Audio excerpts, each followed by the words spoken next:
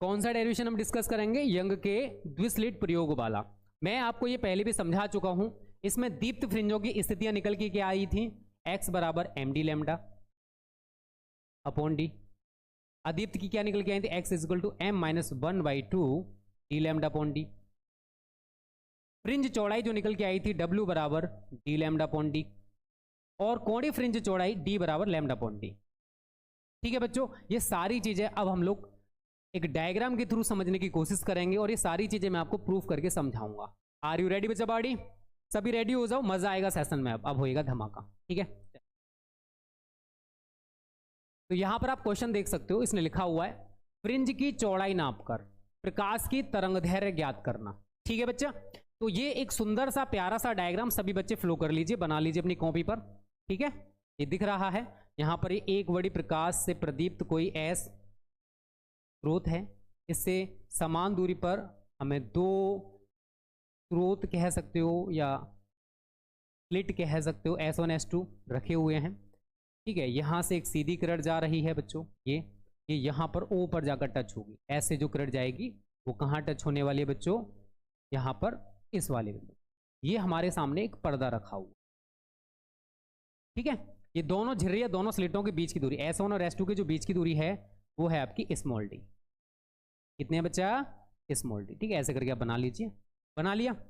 S1 से एक current जा रही है P पर, और एक करंट आपकी S2 से जा रही है।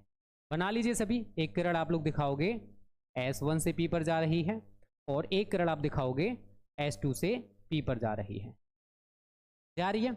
अब देखो एक चीज बताओ, S1 से जो प्रकाश जाएगा उसे तो कम मार्ग तय करना पड़ रहा P तक, लेकिन S2 से जो प्रकाश जा रहा है उसको ज्यादा मार्ग तय करना पड़ रहा है। तो हम क्या करेंगे, जो डिस्टेंस होगा उसकी लंबाई का, जैसे S2 जो है वो ज्यादा लंबाई तय कर रहा है, S1 कम कर रहा है, तो हमने क्या किया, इन दोनों की जो लंबाई होगी, इसने जितनी ज्यादा दूरी तय की है उससे हमने यहां पर एक लंब डाल दिया। 90 डिग्री है ये, और ये हमारा A है, और ये जो एंगल है ये हमारा थीटा है। और ये यहां से C से एक किरण हम ऐसे करके दिखाएंगे। ठीक है, ऐसे करके आप P तक लेके जाओगे, और ये जो एंगल आपको दिखेगा ये आपका थीटा है। पर्दे तक की दूरी मैंने क्या बोला, स्लिटों से पर्दे तक की जो दूरी है वो आपकी कैपिटल D है। ठीक है, पहले हमको ये सारी चीजें समझनी है। अब यहां पर आप दो त्रिभुज देखोगे, एक त्रिभुज है S1 S2A, शायद सभी को दिख रहा है, और एक त्रिभुज बनेगा PCO। ठीक है, ये C है, ये O है, और ये P है। ये केंद्रीय दीप्त फ्रिंज है, और इस केंद्रीय दीप्त फ्रिंज से x दूरी पर हमें दीप्त फ्रिंज मिल रही है। ठीक है, ये डिस्टेंस क्या है हमारा? x। अब देखो, ऐसा नहीं कि पर्दे पर हमें एक ही दीप्त फ्रिंज मिलेगी, हमें दीप्त अदीप्त दीप्त अदीप्त। अदीप्त का मतलब अंधेरा होता है, दीप्त का मतलब उजाला होता है, फॉर योर काइंड इंफॉर्मेशन। ठीक है, तो हमें इस पर्दे पर दीप्त और अदीप्त दोनों प्रकार की फ्रिंजें मिलने वाली हैं। अब थोड़ा सा हम लोग थ्योरी को समझते हैं कि हमको थ्योरी कैसे बनाना है। ठीक है बच्चों, समझिए। माना कि S हमारे पास क्या है, एक रेखा छिद्र है जो एक वर्डी प्रकाश से दीप्त है या प्रदीप्त है। S1 S2 दो रेखा छिद्र हैं जो S के समांतर हैं, देख रहे थे समांतर रखे हुए थे, तथा S से समान दूरियों पर हैं। इसलिए हाइगेंस के अनुसार S1 व S2 किसका काम करेंगे? नए तरंग प्रकाश स्रोत का कार्य करते हैं। S1 व S2 से चलने वाली द्वितीयक तरंगिकाएं पर्दे पर क्या बनाती हैं? व्यतिकरण फ्रिंजें बनाती हैं, तथा फ्रिंज की चौड़ाई को हम नापकर प्रकाश की तरंगदैर्घ्य को ज्ञात कर लेते हैं। ये छोटी सी थ्योरी हमको इसी से बनानी है कि हमारे पास क्या है, S एक वर्डी प्रकाश से प्रदीप्त कोई बिंदुवत प्रकाश स्रोत है, इससे समान दूरियों पर दो रेखा छिद्र आपके S1 S2 रखे हुए हैं। अब S से जो प्रकाश किरणें जा रही हैं, यहां से प्रकाश निकलेगा और S1 व S2 पर पहुंचेगा। S1 और S2 जो हैं ये किसका काम करेंगे? हाइगेंस के द्वितीयक तरंगिकाओं के सिद्धांत के अनुसार नए तरंग स्रोत का। किसका काम करेंगे? नए तरंग स्रोत का। और इनसे द्वितीयक तरंगिकाएं निकलेंगी, और ये द्वितीयक तरंगिकाएं क्या करेंगी? इस पर्दे पर व्यतिकरण फ्रिंजें बनाती हैं। जो हमें व्यतिकरण फ्रिंजें मिलेंगी उनकी चौड़ाई को नापना है, और चौड़ाई को नापकर हम प्रकाश की तरंगदैर्घ्य को ज्ञात कर लेते हैं। अब यहां पर हमें कोई भी फ्रिंज मिली, एक फ्रिंज यहाँ पर मिली, ये केंद्रीय द्वीप फ्रिंज है, इनके बीच का डिस्टेंस हमको पता चल गया x है, जो कि पता चल जाएगा भाई कि कितना डिस्टेंस है, हमको ये पता चल गया। झिर्रियों से या स्लिटों से पर्दे तक की दूरी, ये हमको पता है कि हमने पर्दा कितनी दूरी पर रखा हुआ है। इन दोनों स्लिटों के बीच की दूरी कितनी है वो हमको पता चल गया। अब हमको पता है फॉर्मूला क्या होता है, W बराबर, ये निकल के आएगा अभी D lambda upon D. Lambda मुझे निकालना है तो लैम्डा बराबर क्या आ जाएगा, W into D upon capital D. हमें फ्रिंजों की जो चौड़ाई है वो हमको पता है ना, फ्रिंजों की चौड़ाई पता है, झिर्रियों या स्लिटों के बीच की दूरी पता है, कैपिटल डी स्लिटों से पर्दे तक की दूरी पता है। अब सारी चीजें पता हैं तो हम लैम्डा निकाल सकते हैं या नहीं निकाल सकते, ये बताओ, बताइए। आप खुद से समझदार हो, लैम्डा को निकाला जा सकता है या नहीं निकाला जा सकता, निकाला जा सकता है। तो यही थ्योरी बच्चों मैंने यहाँ पर लिखी है कि माना कि हमारे पास एक एस रेखा छिद्र है जो एक वर्डी प्रकाश से दीप्त है। आगे आपने थोड़ा सा, आप आगे बढ़ोगे, डायग्राम देखते जाओ सभी। S1 S2 दो रेखा छिद्र हैं जो कि S के समांतर हैं। आप लोग डायग्राम देखिए फिर इसको समझिए, ठीक है। और S से कैसी दूरियों पर हैं, समान दूरियों पर हैं। इसलिए हाइगेंस के द्वितीयक तरंगिकाओं के सिद्धांत के अनुसार S1 और S2 ये किसका काम करेंगे, नए तरंग प्रकाश स्रोत का कार्य करेंगे। और S1 व S2 से चलने वाली जो सेकेंडरी वेवलेट्स हैं, जो द्वितीयक तरंगिकाएं हैं, ये पर्दे पर क्या बनाएंगी, व्यतिकरण फ्रिंजें बनाती हैं। अब हमें व्यतिकरण फ्रिंजें मिल चुकी हैं, इनकी फ्रिंज की चौड़ाई भी मिल जाएगी और उस फ्रिंज की चौड़ाई को नापकर हम आसानी से प्रकाश की तरंगदैर्घ्य को ज्ञात कर लेते हैं। ठीक है बच्चों, तो ये थ्योरी आपको डायग्राम से ही बनानी है, जो अभी हमने डायग्राम बनाया है, रटना नहीं है। ओके, चलिए आगे बढ़ते हैं। आगे वही चीजें यहाँ पर आएंगी, मैंने पीछे देख लीजिए आप लोग। S1 S2 आपका क्या है, दोनों झिर्रियों और स्लिटों के बीच की दूरी कितनी है आपको दिख रही है, स्मॉल डी, ठीक है। यहां से वहां तक का डिस्टेंस, पर्दे तक का डिस्टेंस आप लोग देख पा रहे हो। CO कितना दे रखा आपको, कैपिटल डी दे रखा है ना, सभी को दिख रहा है यार, मेरे को बताने की जरूरत नहीं, सभी देख पा रहे हो। PO या OP आपको कितना दे रखा है, उधर देखिए X, ये सारी चीजें आपको दे रखी है और यही चीजें मैंने आगे लिखी भी हैं, देखिए। S1 S2 आपको D दे रखा है। CO मैं यहाँ पर CO लिख दे रहा हूँ, ठीक है, नॉट कैपिटल डी। CO आपको कितना दे रखा है, कैपिटल डी। और OP या PO आपको कितना दे रखा है, स्मॉल x, ठीक है।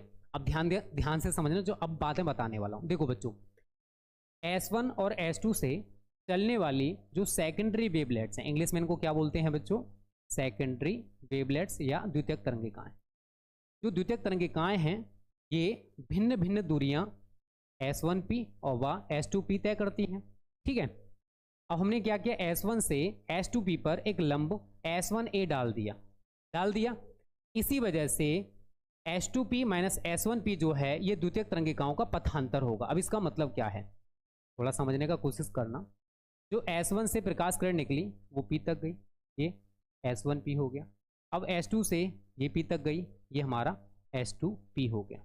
अब हमें दोनों के बीच का डिस्टेंस निकालना कि किसने ज़्यादा दूरी तय की, तो ये ज़्यादा दूरी तय करेगी और ये कम दूरी होगी। तो हम क्या करेंगे, पथांतर के लिए S2P में से S1P को बच्चों घटा देंगे। और ये जो S1 था यहाँ से हमने एक लंब डाल दिया, ये वाला, जो कि आप डायग्राम में पीछे देख भी सकते हो। इसका नाम क्या है, इसको मैंने आई थिंक A नाम दिया है, अगर मैं पीछे देखूंगा तो हाँ A दे रखा है, ठीक है। ये क्या है A, ये एंगल हमारा थीटा है और ये 90 डिग्री का कोण है। अब मैं आपसे एक चीज यहां पर कह सकता हूं कि जो हमारी दूसरी किरण थी जो S2 से निकल रही थी, उसने जो ज्यादा डिस्टेंस तय किया वो यहां से यहां तक का था, मतलब S2A है। तो S2A हमारे यहां पर क्या हो जाएगा, पथांतर हो जाएगा। क्या हो जाएगा, पथांतर। समझने की कोशिश करो, S1 से प्रकाश किरण निकली, P तक पहुंची, S2 से प्रकाश किरण निकली, P तक पहुंची, फिर हमने S1 से एक लंब डाल दिया इस S2P पर, देख रहे हो ये वाला। अब ये जो डिस्टेंस होगा आपका S2A वाला, ये S2A आपका क्या डिसाइड करेगा, इन दोनों के बीच का जो मार्जिन होगा, जो डिफरेंस होगा वो, तो S2P माइनस S1P हम इसके द्वारा फाइंड आउट कर सकते हैं या फिर निकाल सकते हैं। तो मैंने आगे यही लिखा है, पथांतर होगा तो S2P माइनस S1P बराबर क्या हो जाएगा बच्चों, S2A। और S2A मैंने क्या बोला है, ये हमारा पथांतर है। दोनों पथों का अंतर उसको बोलेंगे पथांतर। क्या बोलेंगे उसको, पथांतर। थोड़ा सा हटके डेरिवेशन है, कुछ बच्चे इसको पढ़ चुके होंगे बट ज़्यादातर ने इसको नहीं पढ़ा होगा, इसलिए समझने की कोशिश करो। ज़्यादा टिपिकल नहीं है, बहुत आसान है। कुछ ही चीज़ें हमको समझनी है, उसके बाद हम इजीली इसको डेरिवेशन को समझ सकते हैं, कर सकते हैं। डायग्राम समझ लीजिए, फिर इस डेरिवेशन में कुछ नहीं बचा। S1 से द्वितीयक तरंगे कहाँ है, P तक पहुंची, S2 से P तक पहुंची। अब देखो S2 वाली जो हमारी तरंग होगी उसको ज़्यादा मार्ग तय करना पड़ेगा, तो हमने क्या किया, S1 से एक लंब डाल दिया, ये वाला S1A। अब ये जो डिस्टेंस आपको दिख रहा है ये हमारा पथांतर का काम करेगा। पथांतर का मतलब S2P माइनस S1P। अब डिस्टेंस कितना ज़्यादा तय किया हमें ऐसे ही तो पता चलेगा, बताइए, और ये इक्वल हो जाएगा S2A के, ठीक है, पथांतर के। बस इतना सा आपको यहाँ पर काम करना है बच्चों, कुछ नया नहीं करना। चलिए आगे की कहानी हम लोग फिर से समझेंगे। अब आपके पास दो मैंने जो बताए थे त्रिभुज, त्रिभुज S1 S2A और त्रिभुज PCO, देख लीजिए कहाँ है त्रिभुज S1 S2A, दिख रहा है सभी को, और त्रिभुज PCO, त्रिभुज P, अबे भाई कहाँ गया, ये वाला, ठीक है, PCO और O, दिख रहा है, ये हमारे समरूप हैं। समरूप का मतलब जानते हो ना, रूप एक जैसा है, आकृति से मतलब नहीं है, इनका रूप एक जैसा है, तो इनकी भुजाएं भी कैसी होंगी, एक दूसरे के बराबर होंगी। बस आप त्रिभुज देख लीजिए, ये हमारा एंगल थीटा है। सभी बच्चे हमारे थोड़े से समझदार हैं, इतना तो सभी जानते हैं कि हमारे पास, देखिए समझ लीजिए थोड़ा सा, ऐसे करके मैं इसको बना दे रहा हूँ, समकोणिक है तो ये, ठीक है, ये जो एंगल है हमारा थीटा है, S1 हो गया, इसके सामने आपको दिख रही है S2A, ठीक है। चलिए इस टाइप से आप इसको बना सकते हो अगर बनाना चाहते हो तो, मैं ये नहीं बोलूँगा, बनाना चाहते हो तो। चलिए अब इसी टाइप से हम इसको समझते हैं आगे, इनकी भुजाओं को इक्वल कर देंगे और कुछ नहीं करना है। देखिए, इसलिए S2A अपॉन S1 S2 बराबर OP अपॉन CP, ये मैंने अपनी तरफ से नहीं किया, S2A अपॉन S1 S2, ये इक्वल हो गया OP अपॉन CP के, OP अपॉन CP। देख लीजिए इसी से हमने इसको आगे किया है, कुछ हम नया नहीं कर रहे हैं, मैं कलर थोड़ा सा चेंज कर ले रहा हूं। हो गया ये बना लोगे सभी बच्चे, ठीक है, दोनों त्रिभुजों को समरूप माना है। आगे बट CO S1 S2 की तुलना में बहुत अधिक है भाई, CO आप देखोगे कितना ज़्यादा है, S1 S2 की तुलना में बहुत ज़्यादा है। इसी वजह से हम क्या करेंगे बच्चों, जो आपको CP दिख रहा है उसको CO मान लेंगे। जो आपको CP डिस्टेंस है, C से P तक का डिस्टेंस बहुत ज़्यादा हो जाएगा, इसी वजह से हम CP को CO यहाँ पर मानने वाले हैं। पहले आप इतना देखिए फिर मेरे को बताइए, थोड़ा सा हटके डेरिवेशन है मुझे पता है, ठीक है, थोड़ा सा हटके है तो कुछ को दिक्कत हो रहा होगा मुझे पता है इसमें, बट समझने की कोशिश करोगे तो भाई दिक्कत नहीं होने वाला। तो कुछ मत करो, CP की जगह CO लगा दो, S2A अपॉन S1 S2 बराबर OP अपॉन CO, सारी वैल्यू जो आपको दे रखी है वो लगा दीजिए। S2A आपको नहीं पता, S1 S2 आपको पता है स्मॉल d होता है, OP जरा OP देख लीजिए कहाँ है, OP कितना है, x है, और CO कितना है, d है, ये लगा दीजिए सारी वैल्यू। OP कितना है x और CO कितना है कैपिटल D। आप क्रॉस मल्टीपल करके यहाँ से S2A निकाल सकते हो, S2A बराबर x इंटू D बटे कैपिटल D। ये हमारा पथांतर निकल के आ चुका है S2A। इतना आप लोग देख लीजिए, यहीं तक हमको ये समझना था, ठीक है। कुछ पॉइंट्स में आप इसको समझने की कोशिश करो कि हमने पहले पॉइंट में ये थ्योरी बनाई है, ये जो डायग्राम में थोड़ा बहुत रामायण किया है उसका हमने ये थ्योरी बना दिया, ठीक है। अब हम जो त्रिभुज मान रहे हैं, जो पथांतर मान रहे हैं, ये सारी चीज़ें हमने सारी चीज़ यहाँ पर डिस्कस की। बस इतना सा आपको समझना है, इतना सा आप लोग समझ गए तो आगे की कहानी बहुत सिंपल है भाई। देखिए ये निकाल के मैंने रख दिया है, ठीक है। आगे हमें दीप्त और अदीप्त फ्रिंजों की स्थितियां निकालनी है, समझने की कोशिश करना। तो दीप्त फ्रिंज हमें कहां पर मिलेंगी और अदीप्त फ्रिंज हमें कहां पर मिलेंगी। तो दीप्त फ्रिंजों की स्थितियां, प्रकाश की तीव्रता अधिकतम उन स्थानों पर होती है जहां प्रकाश तरंगिकाओं के बीच जो पथांतर है, क्या पथांतर है, वो 0, लैम्डा, 2 लैम्डा, 3 लैम्डा डैश होगा। तो हमें दीप्त फ्रिंज वहां पर प्राप्त होंगी जहां पर प्रकाश तरंगिकाओं के बीच जो पथांतर है वो 0 हो, लैम्डा हो, 2 लैम्डा हो, 3 लैम्डा हो। नया कुछ नहीं करना, XD अपॉन D हमने पढ़ा है, अभी पढ़ा है ना। अब इज इक्वल टू हमें प्रकाश तरंगिकाओं के बीच पथांतर 0, लैम्डा, 2 लैम्डा, 3 लैम्डा कुछ भी हो सकता है, तो यहां पर आप कुछ मत करो, m लैम्डा लगा दो। अब m की जो वैल्यू है बच्चा वो आपकी 0, 1, 2, 3, आप लोग नीचे देख लीजिए, ये रहा 0, 1, 2, 3, आप लोग यहां पर कुछ भी लगा सकते हो। अगर आप यहाँ 0 लगाते हो तो हमें केंद्रीय दीप्त फ्रिंज मिलेगी, 1 लगाते हो तो प्रथम दीप्त फ्रिंज मिलेगी, 2 लगाते हो तो द्वितीय दीप्त फ्रिंज मिलेगी, 3 लगाते हो तो तृतीय दीप्त फ्रिंज। इस तरीके से हमें दीप्त फ्रिंजों की स्थितियां प्राप्त होती जाएंगी। 4 लगा दीजिए, 5 लगा दीजिए। तो ये जो फॉर्मूला है ये दीप्त फ्रिंजों की स्थितियों के लिए निकल के आगे, इसको आप आगे कर सकते हो, x निकाल सकते हो, x बराबर m d लैम्डा अपॉन ये निकल के आएगा।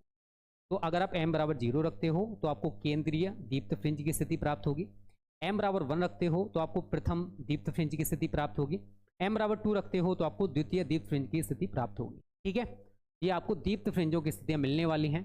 तो हमने एक्स डी अपॉन डी जो पीछे डिस्कस किया उसी से निकाला। m लैम्डा, तो प्रकाश तरंगिकाओं के बीच जो पथांतर है वो 0 लैम्डा 2 लैम्डा 3 लैम्डा होगा, तो वहां पर प्रकाश की तीव्रता भी मैक्सिमम होगी। और प्रकाश की तीव्रता न्यूनतम या फिर कम कहां पर होगी? प्रकाश की तीव्रता न्यूनतम उन स्थानों पर होती है जिन स्थानों पर प्रकाश तरंगिकाओं के बीच जो पथांतर है वो λ/2, 3 λ/2, 5 λ/2, 7 λ/2, एक एक बढ़ाते, एक मत बढ़ाना, 2 बढ़ाओ, ठीक है ना, इसमें ऐसे। तो प्रकाश तरंगिकाओं के बीच पथांतर अगर λ/2 है, 3 λ/2 है, 5 λ/2 है, वहां पर प्रकाश की जो तीव्रता है वो न्यूनतम होगी या फिर मिनिमम होगी। ठीक है बच्चों, अब इसको समझिए। हमने पीछे जो पथांतर है वो क्या पढ़ा? हमने पढ़ा X D upon capital is equal to, अब मुझे λ/2 निकालना भाई, तो हम यहां पर क्या करेंगे, m माइनस 1/2। ठीक है, क्या लगाएंगे, m माइनस 1/2। ये समझना है आपको, क्या लगाना है, m माइनस 1/2 लैम्डा। आपको कि सर इसका मतलब क्या है? तो बेटा अगर मैं m बराबर 1, क्योंकि यहां पर m बराबर जो स्टार्ट होगा आपका 1 2 3 4 टेडेडे से स्टार्ट होगा, तो अगर आप यहां पर m बराबर 1 लगाते हो, 1 माइनस 1/2 लैम्डा, एक में से आधा गया, आधा बचेगा, मतलब क्या रह गया ये, λ/2। अगर आप यहां पर m बराबर 2 लगाते हो तो आपको ये मिलेगा, 3 लगाते हो तो ये मिलेगा। तो m की जो वैल्यू है यहां पर 1 2 3 4 5 कुछ भी हो सकती है। तो अगर आप m बराबर 1 लगा रहे हो तो आपको प्रथम दीप्त फ्रिंज की स्थिति प्राप्त होगी, m बराबर 2 लगा रहे हो तो आपको द्वितीय अदीप्त फ्रिंज की स्थिति प्राप्त होगी, 3 लगा रहे हो तो आपको तृतीय अदीप्त फ्रिंज की स्थिति प्राप्त होने वाली है। समझने की कोशिश करो, it's not very typical. x आपको निकालना है तो x बराबर क्या हो जाएगा बच्चों, m minus 1/2 D lambda upon D. मैंने आगे वही लिखा हुआ है कि अगर आप m बराबर 1 लगाते हो, सॉरी m बराबर 1 लगाते हो यहां पर, तो आपको प्रथम अदीप्त फ्रिंज की स्थिति प्राप्त होगी, m बराबर 2 लगाते हो तो द्वितीय अदीप्त फ्रिंज की स्थिति, m बराबर 3 लगाते हो तो तृतीय अदीप्त फ्रिंज की स्थिति आपको प्राप्त होने वाली है। तो ये डेरिवेशन बहुत ज़्यादा सिंपल है, एक दो बार आप खुद से इसको समझने की कोशिश करोगे तो आपको बहुत अच्छे से समझ में आ जाएगा। तो एक बार देख लीजिए, डेरिवेशन अगर पूछा जाएगा तो आपको इतना ही करके आना है। आगे की कहानी में आपको फ्रिंज चौड़ाई और कोणीय फ्रिंज चौड़ाई भी बता दे रहा हूँ, तो एक बार दो बार खुद से ट्राई करना, अच्छे से समझ आ जाएगा, टेंशन मत लेना। ठीक है बच्चों, अगर किसी को दिक्कत है तो मेरे को बता देना, पहले आप लोग खुद से इसको ट्राई करना। चलिए अब हम जानेंगे फ्रिंज चौड़ाई, फ्रिंज विड्थ। तो देखो यहाँ पर डिस्टेंस थोड़ा सा ज़्यादा है, ठीक है, ऐसा आपको नहीं करना, इस डायग्राम को डस्ट कर दें, ठीक है, ऐसे करके। तो ये हमें जहाँ पर मैं डार्क डार्क करूँगा ये हमारी अदीप्त फ्रिंज मान के चलिए, और यहाँ पर कुछ नहीं है वो हमारी दीप्त फ्रिंज होगी। ये फ्रिंज है, सेम आकार की आपको बनानी है, ठीक है। तो ये जो बीच में है ये आपकी दीप्त फ्रिंज है, और ये आपकी ऐसे करके डार्क डार्क कर देना इसको, ये आपकी अदीप्त फ्रिंज हैं इस टाइप से, ठीक है। ऐसे करके आप इसको बना लेना, एक और बना सकते हो बनाना चाहते हो तो। दो क्रमागत दीप्त, ये दीप्त हैं और ये अदीप्त हैं। दो क्रमागत दीप्त अथवा दो क्रमागत अदीप्त फ्रिंजों के जो बीच की दूरी है उसको फ्रिंज चौड़ाई कहते हैं। और ये जो निकल के आता है अभी मैं आपको समझा दूंगा, ये आपका डी लैम्डा अपॉन डी निकल के आएगा, ये दीप्त के लिए हो गया, और सेम हमारा अदीप्त के लिए भी होगा, डी लैम्डा अपॉन। दो क्रमागत, क्रमागत कौन ले आता ना, एक को छोड़कर दूसरा, तो ये रही दीप्त फ्रिंज और ये रही अदीप्त फ्रिंज। दो क्रमागत दीप्त अथवा दो क्रमागत अदीप्त फ्रिंजों के जो बीच की दूरी है उसको क्या बोलते हैं हम लोग, फ्रिंज चौड़ाई बोलते हैं। क्या बोलते हैं उसको, फ्रिंज चौड़ाई। तो यहाँ पर डिस्टेंस थोड़ा सा हमारे पीपीटी मेकर ने ज़्यादा कर दिया था, इतना डिस्टेंस नहीं होता, समान आकार की होती है, जितना आकार इसका है उतना इसका होगा, उतना इसका, उतना इसका, उतना ही। तो एक अदीप्त फिर दीप्त फिर अदीप्त फिर दीप्त फिर अदीप्त फिर दीप्त फिर अदीप्त फिर दीप्त, कुछ इस टाइप से हमें ये सारी की सारी फ्रिंजें प्राप्त होती हैं। तो एक दीप्त फ्रिंज मिलेगी, फिर अदीप्त फ्रिंज मिलेगी, फिर दीप्त फ्रिंज मिलेगी, फिर अदीप्त फ्रिंज मिलेगी, फिर दीप्त फ्रिंज मिलेगी, फिर अदीप्त फ्रिंज, ऐसे करके मिलेंगी। और फ्रिंज चौड़ाई की बात आएगी तो 2 क्रमागत दीप्त अथवा 2 क्रमागत अदीप्त फ्रिंजों की जो बीच की दूरी है उसको फ्रिंज चौड़ाई कहते हैं और इसको हम कैपिटल W से रिप्रेजेंट करते हैं। समझने की कोशिश करना। हमारे पास 2 दीप्त फ्रिंजें हैं, यहाँ पर क्रमागत की बात की गई है, ठीक है। तो पहली जो दीप्त फ्रिंज है उसकी XM मान लीजिए, तो ये हमारे मिलेगी MD लैम्डा अपॉन D। अगली है तो वो XM+1, इससे अगली ही मिलेगी क्रमागत का मतलब। तो यहाँ पर क्या करोगे M+1/2 sorry M+1 D lambda upon D। बताइए यही तो करोगे या नहीं करोगे। अब हमें फ्रिंज चौड़ाई चाहिए तो हम क्या करेंगे, इसमें से इसको घटा देंगे भाई। अरे फ्रिंज चौड़ाई क्या है, 2 क्रमागत दीप्त। अब ये दीप्त फ्रिंजों की स्थितियां हैं जो मैंने आपको यहाँ पर दिखाई हैं। ये हमारी पहली दीप्त फ्रिंज है और उससे अगली दीप्त फ्रिंज हमारी ये है।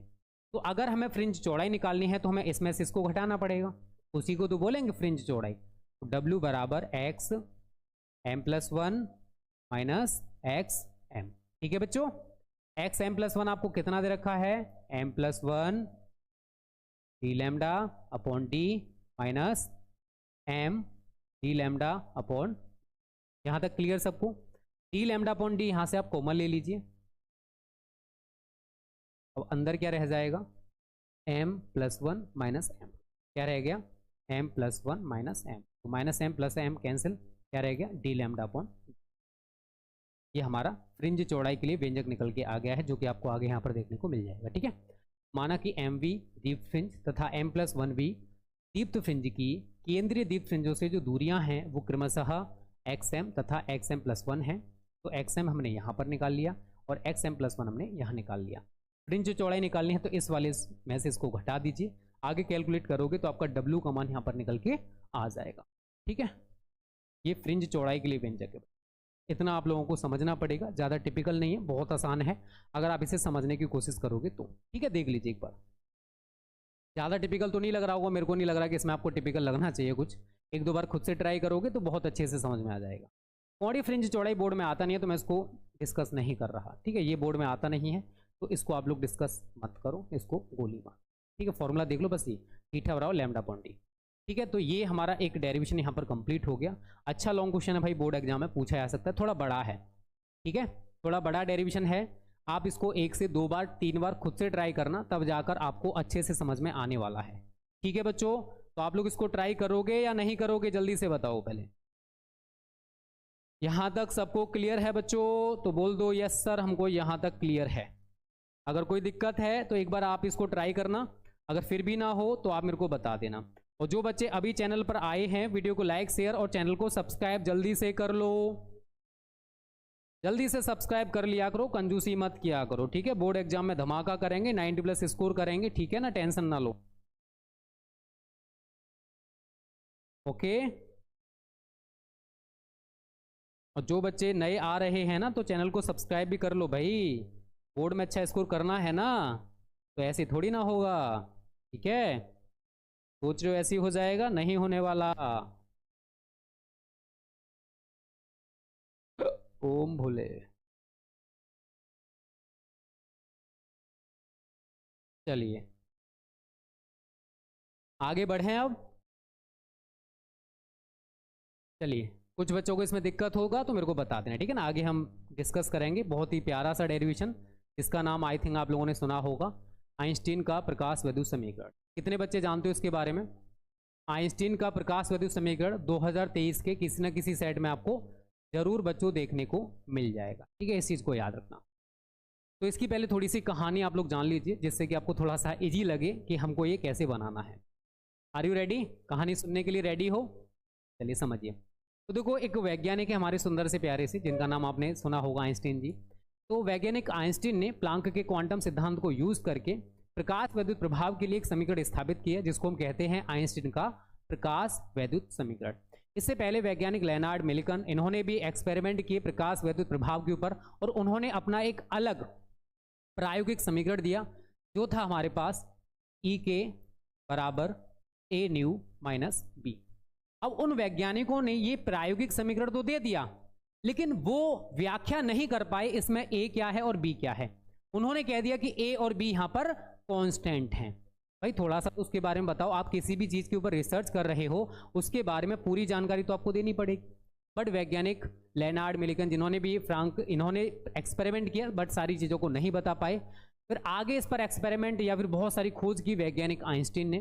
तो वैज्ञानिक आइंस्टीन ने प्लांक के क्वांटम सिद्धांत को यूज किया और यूज करके एक समीकरण स्थापित किया जिसको कहते हैं आइंस्टीन का प्रकाश विद्युत समीकरण। यहां तक समझ में आया? अब प्लांक का क्वांटम सिद्धांत क्या होता है थोड़ा सा हमको वो भी समझना है। तो प्लांक के क्वांटम सिद्धांत के अनुसार प्रकाश जो है वो ऊर्जा के छोटे छोटे बंडल्स या फिर पैकेट्स कह सकते हो, बंडल्स या फिर पैकेटों के रूप में चलता है। इन बंडलों या पैकेटों को फोटोन कहते हैं और प्रत्येक फोटोन के पास जो ऊर्जा होती है वो होती है हमारी एच न्यू। ठीक है, प्रत्येक फोटोन के पास जो ऊर्जा होती है वो क्या होती है? H new. अब वैज्ञानिक आइंस्टीन के अनुसार जब प्रकाश किसी धातु की सतह से टकराता है तो प्रकाश में क्या है? बहुत सारे फोटोन्स हैं। प्रकाश में क्या है भाई? बहुत सारे फोटोन्स हैं। और धातु के अंदर, मेटल के अंदर क्या होते हैं? इलेक्ट्रॉन्स होते हैं। सभी जानते हो, बताने की जरूरत नहीं है। तो क्या होगा जब प्रकाश किसी धातु की सतह से टकराएगा तो प्रकाश में से कोई एक फोटोन, क्या प्रकाश में से कोई एक फोटोन उस धातु के अंदर किसी एक इलेक्ट्रॉन से टकराएगा और अपनी सारी की सारी ऊर्जा, जो भी ऊर्जा उस फोटोन के पास थी वो सारी की सारी ऊर्जा वो फोटोन उस इलेक्ट्रॉन को दे देगा। भाई मेरे पास जितनी ऊर्जा अब तू ले ले, मेरा इससे कोई मतलब नहीं, मेरे पास एनर्जी, मैं न्यूट्रल होना चाहता हूं। तो उस फोटोन ने सारी ऊर्जा को किसको दे दिया? इलेक्ट्रॉन। अब भाई इलेक्ट्रॉन पावरफुल बन चुका है भाई। अब वो इलेक्ट्रॉन क्या करेगा भाई? फुदफुदाएगा, इधर उधर घूमेगा, भटकेगा। तो अब जो इलेक्ट्रॉन है उसके पास सारी ऊर्जा है। अब उस ऊर्जा में से कुछ ऊर्जा उस इलेक्ट्रॉन क्या होते हैं? धातु के अंदर होते हैं। कहाँ होते हैं? धातु के अंदर। तो उस ऊर्जा में से कुछ ऊर्जा इलेक्ट्रॉन को धातु के अंदर से सतह तक लाने में खर्च होगी, जिसको हम कहते हैं धातु का कार्यफलन। और जो बची हुई ऊर्जा होगी उस इलेक्ट्रॉन को गतिज ऊर्जा के रूप में प्राप्त हो जाती है और वो इलेक्ट्रॉन धातु की सतह से फ्री हो जाता है। ठीक है, ये कहानी थोड़ी थोड़ी समझ में आई, क्योंकि इसी कहानी को मैं आगे समझाने वाला हूं। भाई यहां तक समझ में आ रहा है तो जल्दी से बता दीजिए।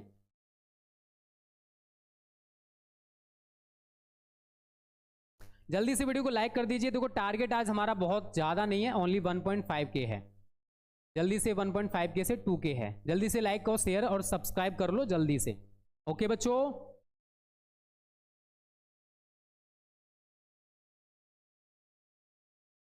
अरे भाई क्या हुआ?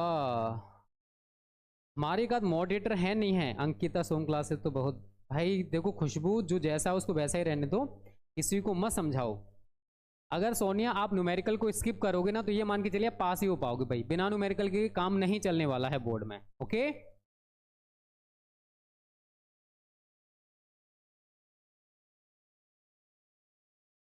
आगे ना कहानी समझ में। चलिए इसी कहानी को हम कंटिन्यू करेंगे, बट थोड़ा पीछे लिखा हुआ है इसको समझेंगे। ठीक है, अभी देखो 500 प्लस बच्चे लाइव नहीं पहुंचे सेशन में, मुझे ऐसा लग रहा है। कितने गंदे बच्चे हो यार आप लोग। चलिए बच्चों समझिए अब आइंस्टीन का प्रकाश विद्युत समीकरण। तो वैज्ञानिक आइंस्टीन ने प्लांक के क्वांटम सिद्धांत के आधार पर प्रकाश विद्युत प्रभाव के संबंध में या प्रकाश विद्युत प्रभाव के लिए एक समीकरण प्राप्त किया जिसे हम कहते हैं आइंस्टीन का प्रकाश विद्युत समीकरण। इतना क्लियर? फिर प्लांक के क्वांटम सिद्धांत के अनुसार प्रकाश जो है वो ऊर्जा के छोटे छोटे बंडलों या फिर पैकेटों के रूप में चलता है। इन बंडलों या पैकेटों को हम फोटोन कहते हैं और प्रत्येक फोटोन के पास जो ऊर्जा होती है वो एच न्यू होती है, जहां एच आपका क्या है बच्चों? प्लांक नियतांक है और न्यू क्या है आपका यहाँ पर बच्चों? प्रकाश की आवृत्ति। ये भी आप सभी को शायद पता होना चाहिए। अब इस डेरिवेशन को हम एक डायग्राम से समझने की कोशिश करेंगे। ठीक है बच्चा?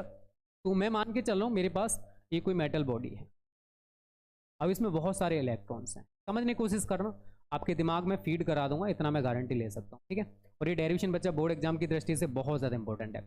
अब क्या हुआ, हमने इस पर उच्च आवृत्ति का प्रकाश डाला। क्या डाला? उच्च आवृत्ति का प्रकाश। ये क्या है?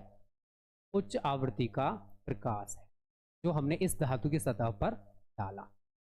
ध्यान से समझना बेटा, दिमाग में फीड करा दूंगा, कभी जिंदगी में भूलोगे नहीं, इतना मैं गारंटी ले रहा हूं। ठीक है, जब हमने इस पर उच्च आवृत्ति का प्रकाश डाला, अब प्रकाश में क्या होते हैं? बहुत सारे इलेक्ट्रॉन्स होते हैं। तो उन इलेक्ट्रॉन में फोटोन्स होते हैं। उन फोटोनों में से कोई एक फोटोन, मान के चलिए इस इलेक्ट्रॉन से कोई भी इलेक्ट्रॉन मान के चलिए इस वाले इलेक्ट्रॉन से टकरा गया, कोई एक फोटोन। अब सारी की सारी ऊर्जा इस इलेक्ट्रॉन के पास है। जो एनर्जी फोटोन के पास थी, फोटोन के पास कितनी ऊर्जा होती है बच्चों, एच न्यू, सबको पता है। अब वो सारी की सारी ऊर्जा किसके पास आ चुकी है, इलेक्ट्रॉन के पास, क्योंकि उस फोटोन ने अपनी सारी की सारी ऊर्जा इस इलेक्ट्रॉन को दे दी। अब उस ऊर्जा में से कुछ ऊर्जा इस इलेक्ट्रॉन को धातु के अंदर से सतह तक लाने में खर्च हो गई, जिसको हम कहते हैं धातु का कार्यफलन। तो फोटोन के पास एच न्यू ऊर्जा थी, इस ऊर्जा में से कुछ ऊर्जा इलेक्ट्रॉन को धातु के अंदर से सतह तक लाने में खर्च होगी, जिसको कहते हैं धातु का कार्यफलन। और जो बची हुई ऊर्जा होगी इस इलेक्ट्रॉन को गतिज ऊर्जा के रूप में प्राप्त हो जाती है और इलेक्ट्रॉन इस धातु की सतह से मुक्त हो जाता है। ठीक है, तो प्लस ई के, या फिर आप इसको क्या लिख सकते हो, E K is equal to H nu minus W. अगर हम इस समीकरण की तुलना जो प्रायोगिक समीकरण था प्रकाश विद्युत प्रभाव का ई के बराबर ए न्यू माइनस बी से करें, तो हमको इस प्रायोगिक समीकरण में पता चल गया कि ए जो है हमारा यहाँ पर प्लैंक नियतांक है और जो बी है वो धातु का कार्यफलन है। तो प्रायोगिक समीकरण में जो वो बोल रहे थे कि ए और बी कांस्टेंट हैं, वैज्ञानिक आइंस्टीन ने बताया कि यहाँ पर ए जो है वो प्लैंक नियतांक है और जो बी है वो धातु का कार्यफलन है, ना कि कांस्टेंट। ठीक है बच्चों, इतना समझ में आ रहा है ना सभी के। अब आगे क्या करना है, अगर जो फोटोन है अगर उसके पास ऊर्जा एक निश्चित आवृत्ति, अगर हमने जो प्रकाश डाला है अगर प्रकाश की आवृत्ति एक निश्चित आवृत्ति से कम है, जिसको हम कहते हैं दहली आवृत्ति, अगर प्रकाश की आवृत्ति दहली आवृत्ति से कम है तो धातु की सतह से कोई भी इलेक्ट्रॉन उत्सर्जित नहीं होने वाला। ठीक है, अगर प्रकाश की आवृत्ति एक निश्चित आवृत्ति से कम है जिसको कहते हैं दहली आवृत्ति, तो कोई भी इलेक्ट्रॉन, एक तो इक्वेशन आप यहाँ पर ये बना दीजिए, थ्योरी आगे लिखी हुई है, मैं थ्योरी नहीं समझा रहा हूँ, बस डेरिवेशन समझा रहा हूँ। अगर प्रकाश की आवृत्ति एक निश्चित आवृत्ति से कम है अर्थात दहली आवृत्ति है तो कोई भी इलेक्ट्रॉन उत्सर्जित नहीं होगा, और जो प्रकाश की आवृत्ति होती है ये हो जाती है दहली आवृत्ति माइनस डब्लू, या डब्लू बराबर मैं क्या लिख सकता हूँ, एच न्यू। इसको इक्वेशन 2 बना दीजिए, ये वैल्यू आप यहाँ पर रख दोगे, इसलिए E K is equal to H nu minus H nu naught, या फिर आप एच यहाँ से कॉमन ले सकते हो, न्यू माइनस न्यू नॉट हो जाएगा। इसको मैं इक्वेशन 3 बना दूंगा। ठीक है, ये ई के हो गया। यदि इलेक्ट्रॉन का जो अधिकतम वेग है वो वी मैक्स हो तो इलेक्ट्रॉनों की अधिकतम गतिज ऊर्जा, आपने एक फॉर्मूला पढ़ा होगा गलती से, ये बराबर half M V square, but यहाँ पर जो गतिज ऊर्जा उसको ई के से रिप्रेजेंट कर रहे हैं, तो ई के बराबर क्या हो जाएगा, 1/2 एम वी स्क्वायर। इसको आप इक्वेशन 4 बना दो। समीकरण 3 व 4 को एक दूसरे के इक्वल कर दो, समीकरण 3 और 4 को क्या करोगे, एक दूसरे के इक्वल। तो लिख लीजिए यहाँ पर समीकरण 3 व 4, ठीक है, 1/2 M V square max is equal to H nu minus nu naught. ठीक है, यही है बच्चों आपका आइंस्टीन का प्रकाश वैद्युत समीकरण। क्या है बच्चों, ये आइंस्टीन का प्रकाश वैद्युत समीकरण है। आप लोग जानते हो, but nu is equal to होता है सी अपॉन लैम्डा, नहीं जानते हो तो मैं बता रहा हूँ, और न्यू नॉट बराबर क्या हो जाएगा, सी अपॉन लैम्डा नॉट। ये वैल्यूज भी आप यहाँ पर अप्लाई कर दीजिए, इसलिए 1/2 M V square max is equal to H C upon lambda minus C upon, C को आप कॉमन ले लीजिए, तो 1/2 M V square max, C आपका कॉमन आ गया तो क्या हो जाएगा, एच सी ब्रैकेट के अंदर 1 लैम्डा माइनस 1 लैम्डा नॉट। तो ये हमारा एक ये भी इक्वेशन बन जाएगा आइंस्टीन के प्रकाश वैद्युत समीकरण में। तो ये है बच्चों आपका आइंस्टीन का प्रकाश वैद्युत समीकरण। अगर इसमें किसी को दिक्कत आ रही है तो मेरे को बता दो, बस इतना ही आपको लिखना है, ये थोड़ी सी रामायण कि आइंस्टीन का प्रकाश वैद्युत समीकरण कहते किसे हैं, तो आप यहाँ पर बता दोगे कि वैज्ञानिक आइंस्टीन ने प्लांक के क्वांटम सिद्धांत को यूज करके या इसके आधार पर प्रकाश वैद्युत प्रभाव के लिए एक समीकरण प्राप्त किया, जिसको कहते हैं आइंस्टीन का प्रकाश वैद्युत समीकरण। प्लांक का क्वांटम सिद्धांत क्या है, तो आप यहाँ पर उसे एक्सप्लेन करोगे। प्लांक के क्वांटम सिद्धांत के अनुसार प्रकाश ऊर्जा के छोटे छोटे बंडलों या फिर पैकेटों के रूप में चलता है। इन बंडलों या पैकेटों को फोटोन कहते हैं और प्रत्येक फोटोन के पास एच न्यू ऊर्जा होती है, जहां एच आपका प्लांक नियतांक और न्यू प्रकाश की आवृत्ति है। इतना लिख लोगे। उसके बाद आगे वही, जब प्रकाश धातु की सतह से टकराता है तो प्रकाश में से कोई एक फोटोन धातु के अंदर किसी एक इलेक्ट्रॉन से टकराकर अपनी सारी की सारी ऊर्जा उस इलेक्ट्रॉन को दे देता है। इस ऊर्जा में से कुछ ऊर्जा इलेक्ट्रॉन को धातु के अंदर से सतह तक लाने में खर्च हो जाती है, जिसे धातु का कार्यफलन कहते हैं, और शेष ऊर्जा इलेक्ट्रॉन को गतिज ऊर्जा के रूप में प्राप्त हो जाती है। और आप इसको ये लिख दोगे। इसकी तुलना आप प्रायोगिक समीकरण से करोगे तो आपको पता चल गया कि प्रायोगिक समीकरण में ए और बी जो कांस्टेंट बताए थे उन वैज्ञानिकों ने, वो ए और बी हमारे कांस्टेंट नहीं है, बल्कि ए हमारा यहाँ पर प्लांक कांस्टेंट है और बी हमारे यहाँ पर धातु का कार्यफलन है। अगर प्रकाश जो हमने धातु की सतह पर डाला है, अगर उसकी आवृत्ति एक निश्चित आवृत्ति से कम है, तो दहली आवृत्ति थ्रेशोल्ड फ्रीक्वेंसी उसको कहा जाता है, अगर उससे कम है तो वहाँ कोई भी इलेक्ट्रॉन सर्जित नहीं होने वाला। तो उस कंडीशन में हमने ये चीज़ बताई आपको। ये इसकी तुलना या फिर कह सकते हो ये W का मान उठा के मैंने यहाँ पर रख दिया, तो हमारे पास एक नया इक्वेशन ये बन गया। अगर इलेक्ट्रॉनों का अधिकतम वेग v मैक्स हो, तो आपने गलती से एक फॉर्मूला ये भी पढ़ा होगा, E के बराबर हाफ mv² मैक्स। तो समीकरण 4 और 3 इनको एक दूसरे के इक्वल किया और हमें आइंस्टीन का प्रकाश विद्युत समीकरण मिल गया। इसका एक और फॉर्मेट मैंने आपको यहाँ पर समझा दिया है, लिख दिया। यहाँ तक क्लियर है सबको? तो मेरे को जल्दी से बता दो कि सर हमको यहाँ तक सब कुछ क्लियर है। यहाँ तक ओके है बच्चों? मेरे को नहीं पता जीवीएस मैंने कराया नहीं कराया, ठीक है बेटा, तुमको रिवीजन करना, बट बहुत सारे बच्चे खुशबू ऐसे हैं जिन्होंने पहली बार पढ़ रहे हैं। ओके भाई ज़्यादा मत पढ़ो। हाँ भाई अरुण सिंह, तुम तो हमेशा ज्ञान ही देते हो बच्चों को, तुम खुद तो पढ़ोगे नहीं ना दूसरों को पढ़ने दोगे, बड़े बेकार बच्चे हो। जल्दी से वीडियो को लाइक शेयर, चैनल को सब्सक्राइब कर लो जो बच्चे नए हैं, ठीक है। और ये पीडीएफ अगर आप बच्चा पाना चाहते हो ना, ये सारी की सारी पेड पीडीएफ हमारी, अगर आप ये पाना चाहते हो तो जस्ट 99 में सारी पीडीएफ आपको दी जा रही हैं। ये मान के चलिए फ्री पीडीएफ है, क्योंकि ये हमारा एप्लीकेशन का चार्ज है। कहाँ पर मिलेंगी ये सारी PDF? Smart study classes pro app में जाना। किसमें? Smart study classes pro app में जाना। उसमें सबसे ऊपर आपको पेड कोर्स दिखेगा, उस पेड कोर्स पे क्लिक करोगे, उसके बाद तांडव बैच पे जाना, वहीं पर आप डायरेक्ट 99 रुपीज़ करके ये पेड कोर्स या पेड पीडीएफ सारी की सारी देख लीजिए, कितनी प्यारी प्यारी पीडीएफ है, आपको मिल जाएंगी जस्ट 99 में। अभी आज है, कल में फिर फी इंक्रीज हो जाएगा, फिर मत कहना है सर मैं 99 में जोड़ दो। अभी आपको एप्लीकेशन का चार्ज देना, बाद में फिर हमारा भी चार्ज देना पड़ेगा। तो ज़्यादा टाइम वेस्ट मत करो, जल्दी से smart study classes pro app download करो, वहाँ पर पेड कोर्स में जाओ और तांडव बैच ज्वाइन कर लो। जिन्होंने अभी तक ज्वाइन नहीं किया है, 99 ज़्यादा नहीं होता, एक साल बर्बाद होने से बेटर है 99 पे करके ये स्टडी मटेरियल ले लिया जाए। चलिए, ये सारी चीज़ें बच्चों आपको मैंने समझा दी, सबको समझ में भी आ गई होंगी। अब हम क्या पढ़ने वाले हैं? बहुत ही ज़्यादा इम्पोर्टेंट एक चीज़ जो आपको बोर्ड एग्जाम में अच्छे नंबर देकर जाएगी।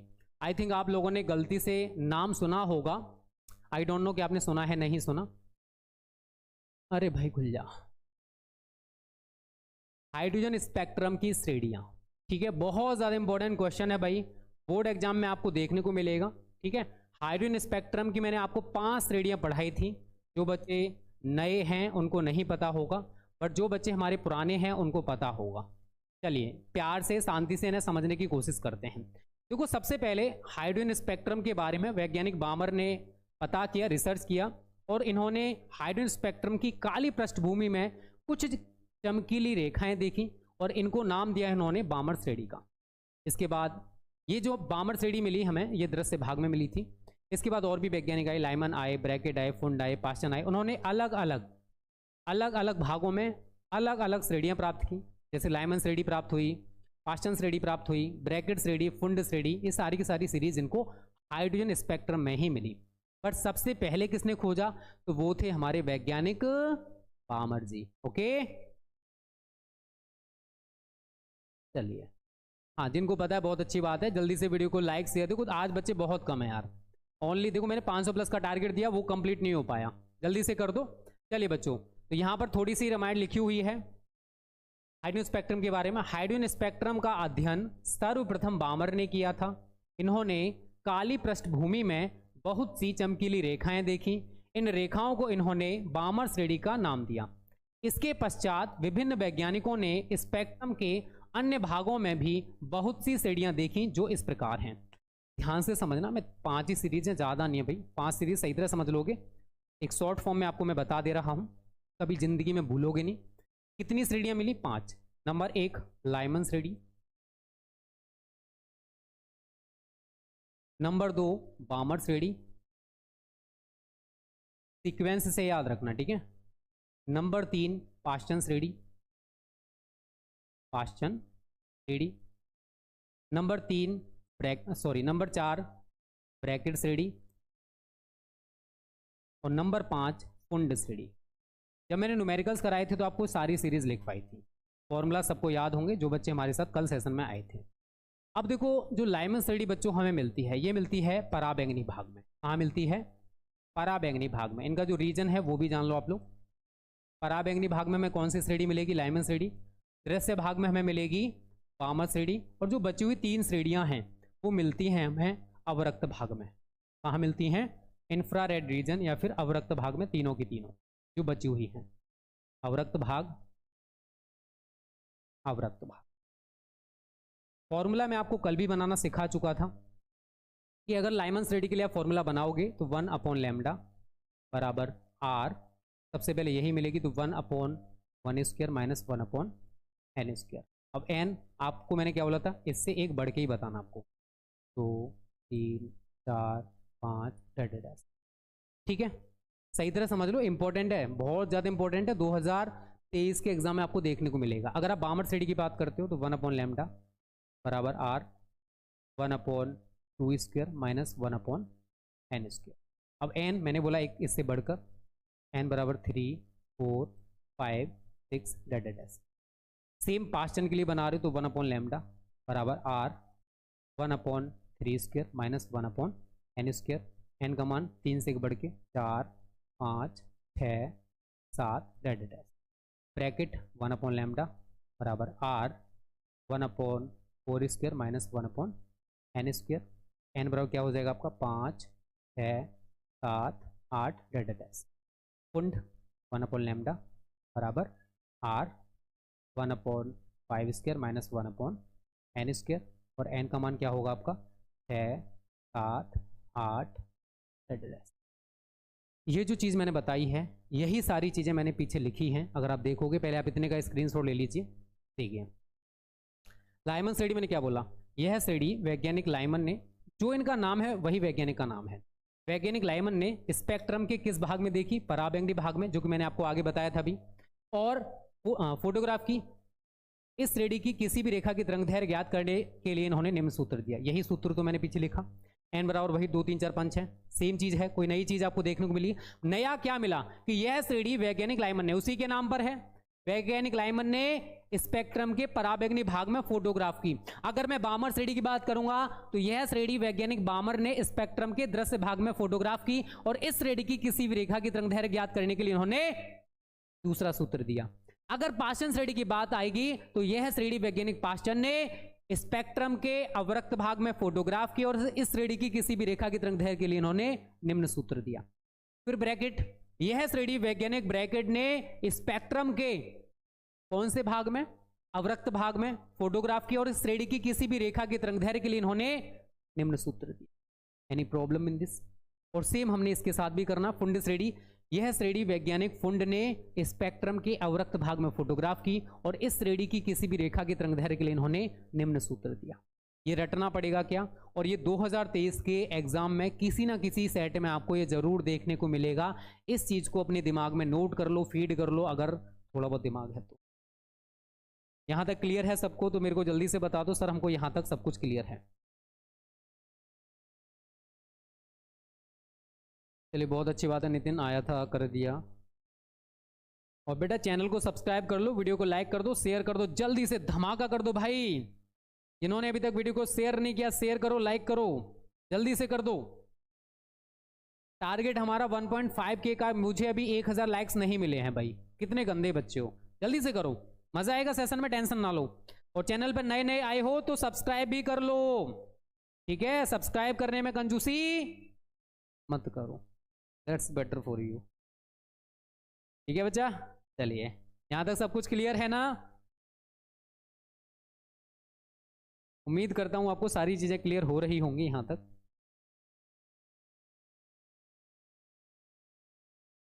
चलिए आगे बढ़े फिर। अब अभी व्याख्या करनी है, अभी बाकी है, ठीक है? व्याख्या करनी अभी बाकी है, टेंशन ना लो। चलिए सब कुछ आएगा, टेंशन ना लो। बेटा केबीसी ऑलरेडी पीडीएफ ये सारी की सारी ना एप्लीकेशन में अपडेट है, एक बार चेक कर लो। वहां पर जितने भी न्यूमेरिकल्स हैं वो सारे अपडेट हैं, एक बार चेक कर लो। केबीसी जो भी बच्चे नए हैं जिन्होंने एप्लीकेशन में पे कर रखा है, स्मार्ट स्टडी क्लासेस प्रो में जाना, उसमें क्रैश कोर्स पीडीएफ में जाना, ठीक है।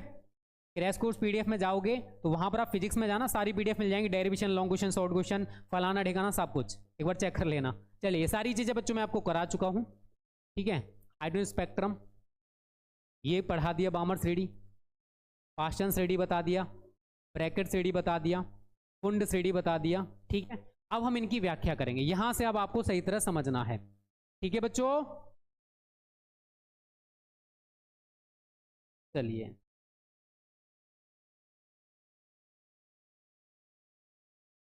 चलिए बच्चों, अब यहां से हमको अच्छे से समझना है। जो बच्चे देखो सेशन को छोड़कर जा रहे हैं वो अपना नुकसान करेंगे सबसे ज्यादा।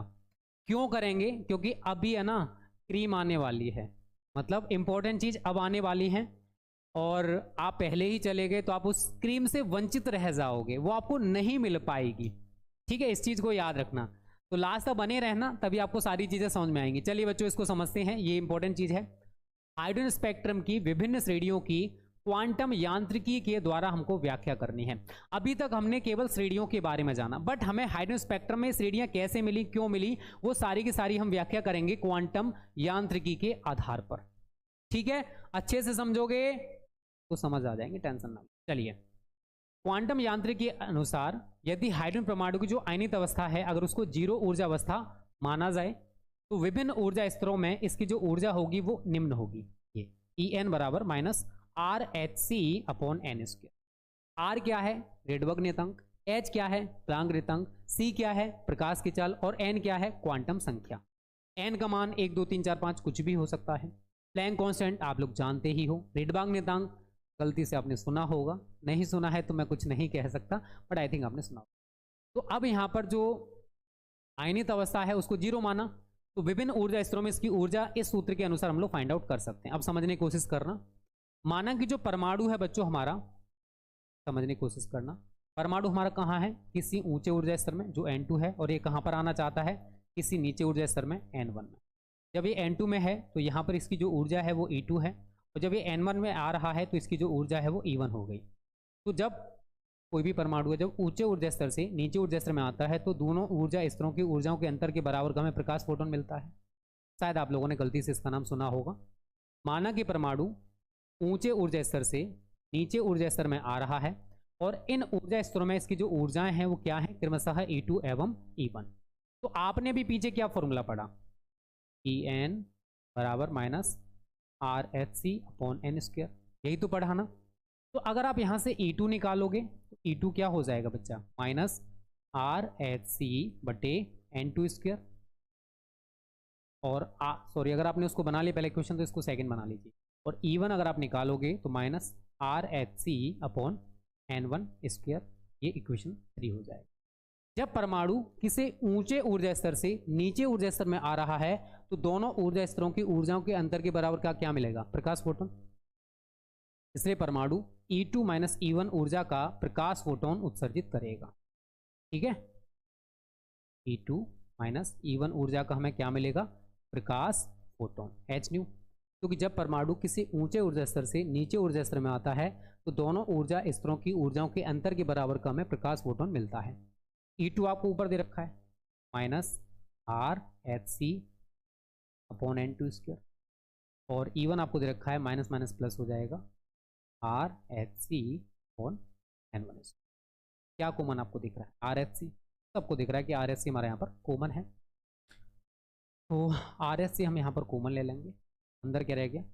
Minus 1 upon N2 square plus 1 upon N, इसको पीछे ले आओ तो RH 1 upon N1 square minus 1 upon N2 square, ये H न्यू बराबर आया, इसके बराबर आया H। ये हमने यहाँ तक सबको समझ में आ रहा होगा, मेरे को नहीं लगता किसी को दिक्कत। न्यू बराबर सभी बच्चे जानते हो C अपॉन लैम्डा होता है, तो ये क्या हो जाएगा? HC अपॉन लैम्डा हो जाएगा, नहीं हो जाएगा। RH यहाँ पर आपका चल रहा है is equal to RH 1 upon N1 square minus 1 upon N2 square. HC से हमारा HC कट गया, तो अब हमारा फॉर्मूला क्या रह जाएगा? 1 अपॉन लैम्डा बराबर R 1 upon lambda 1 square, sorry 1/n1 square minus 1/n2। ठीक है, यही फॉर्मूला तो बना बच्चों। तो अगर आप लाइमन, बामर, पास्टन, ब्रैकेट, फुंड श्रेणियां देखोगे, कोई सी श्रेणी देख लीजिए पीछे, आपका जो मन करता है, आपके सामने यही फॉर्मूला लगभग देखने को मिल रहा है। 1/λ बराबर r 1/2 square minus 1/n square, for example मान के चलिए। तो अभी हमने जो निकाला वो क्या था, 1/λ बराबर r 1/n1 square minus 1/n2। यही तो है, कोई नई चीज़ थोड़ी ना है भाई, इसी को हमें अच्छी तरह से बच्चों समझना है। ठीक है, ये फॉर्मूला हम लोगों ने बना लिया। अब एक सुंदर सा भयंकर सा आपको डायग्राम भी देखने को मिलेगा। पहले आप एक सुंदर सा भयंकर सा डायग्राम बनाइए सभी बच्चे। कहाँ गया भाई डायग्राम, डायग्राम ही खो गया हमारा, तो कंफ्यूजन है। कहाँ गया भाई डायग्राम, हमारा तो डायग्राम ही खो गया भाई। विभिन्न श्रेणियों की व्याख्या, 1 मिनट, हमारा डायग्राम गायब है भाई, तो हमें बनाना पड़ेगा बड़ा भयंकर सा।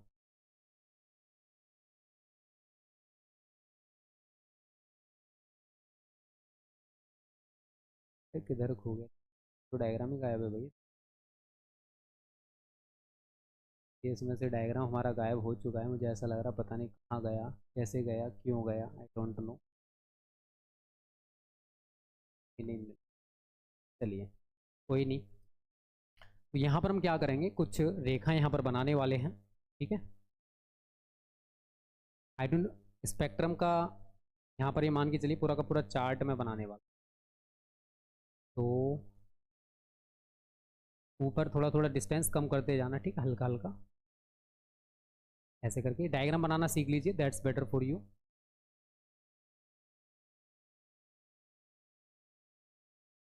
सभी बच्चे डायग्राम बनाने का कोशिश करिए, ठीक है, पहले नहीं तो टिपिकल हो जाएगा, फिर आप कहोगे सर आपने कैसे बनाया। ठीक है, 1 2 3 4 5 6 7 8 9 और एक ऊपर हम डेड डैश करके दिखा देंगे। पहले आप ये लाइन खींचिए सभी बच्चे जितने भी लाइव हो, ठीक है, क्योंकि तभी आपको अच्छे से समझ में आने वाला है। पहले आप इतना डायग्राम बना लीजिए, तो डायग्राम फिर टिपिकल हो जाएगा, आपको सर कैसे बनाएं। ठीक है, थोड़ा सा फिर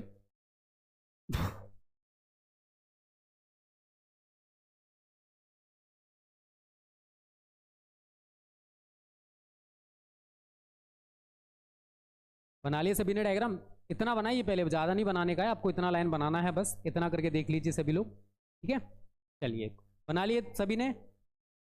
ये n बराबर 1, n बराबर 2, n बराबर 3, n बराबर 4, n बराबर 5, n बराबर 6, n बराबर 7, n बराबर 8 और n बराबर 9। ऊपर डेड डैश आयनित अवस्था को हम लोग दिखा देंगे ऐसे करके।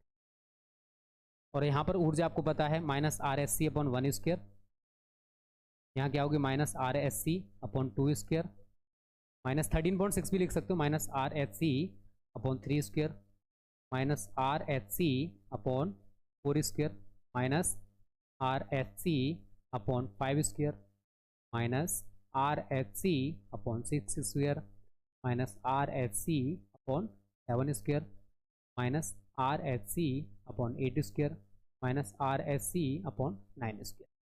ठीक है बच्चों, इतना आप लोग कर लीजिए, क्योंकि अभी आपने पढ़ा है En बराबर क्या होता है, -RHC/n स्क्वायर।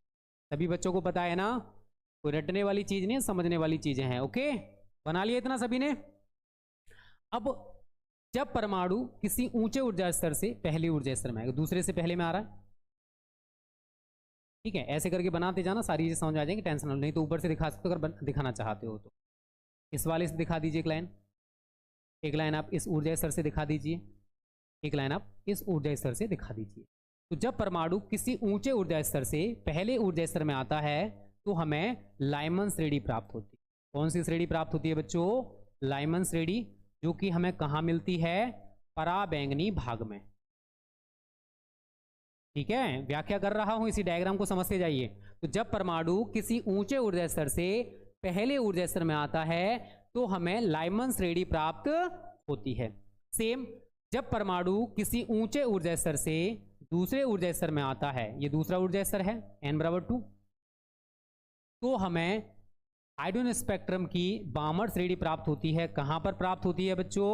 दृश्य भाग में। कहां प्राप्त होती है? दृश्य भाग में। सेम जब परमाणु किसी ऊंचे ऊर्जा स्तर से तीसरे ऊर्जा स्तर में आता है तो स्पेक्ट्रम के अवरक्त भाग में हमें यह श्रेणी प्राप्त होती है। कौन सी? लाइमन बामर पाश्चन श्रेणी। ठीक है, और कहां मिलती है ये? अवरक्त भाग में। अभी तक आप लोगों ने रटा होगा, बट अब आपको रटना नहीं है, समझना है। लाइमन, जब हाइड्रोजन के परमाणु किसी ऊंचे ऊर्जा स्तर से पहले ऊर्जा स्तर में आएंगे, लाइमन श्रेणी प्राप्त होती है। जब परमाणु किसी ऊंचे ऊर्जा स्तर से दूसरे ऊर्जा स्तर में आते हैं तो बामर श्रेणी प्राप्त होती है। जब परमाणु किसी ऊंचे ऊर्जा स्तर से तीसरे ऊर्जा स्तर में आते हैं तो पाश्चन श्रेणी प्राप्त होती है।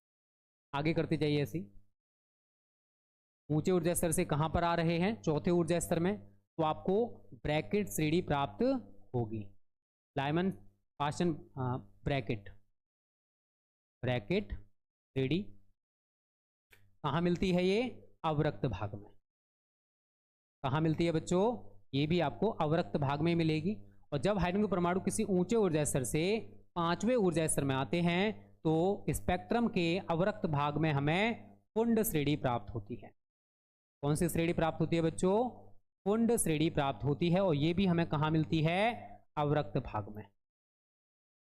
कहां मिलती है बच्चों? अवरक्त भाग में। तो ये डायग्राम आप लोग बना लीजिए, ये हाइड्रोजन स्पेक्ट्रम का डायग्राम है। ठीक है, हाइड्रोजन स्पेक्ट्रम की सारी सीरीज की व्याख्या हम इसके आधार पर कर सकते हैं। बना लीजिए सभी बच्चे, जल्दी से बना लिए सभी ने जल्दी से, या नहीं बनाया? जल्दी से कमेंट करो। अनुराग यादव, पढ़ाई भी कर लिया करो या चॉकलेट ही खिलाते रहोगे बहनों को? और जितने बच्चे लाइव हो वीडियो को लाइक कर दो जल्दी से, चैनल को सब्सक्राइब, बेल आइकन दबा लेना। अगर बोर्ड में 90 प्लस स्कोर करना है तो स्मार्ट स्टडी क्लासेस कराएगा, टेंशन ना लो, बस मेहनत करते रहो। क्या करते रहो बच्चों? मेहनत, जो कि आप करना चाहते हो।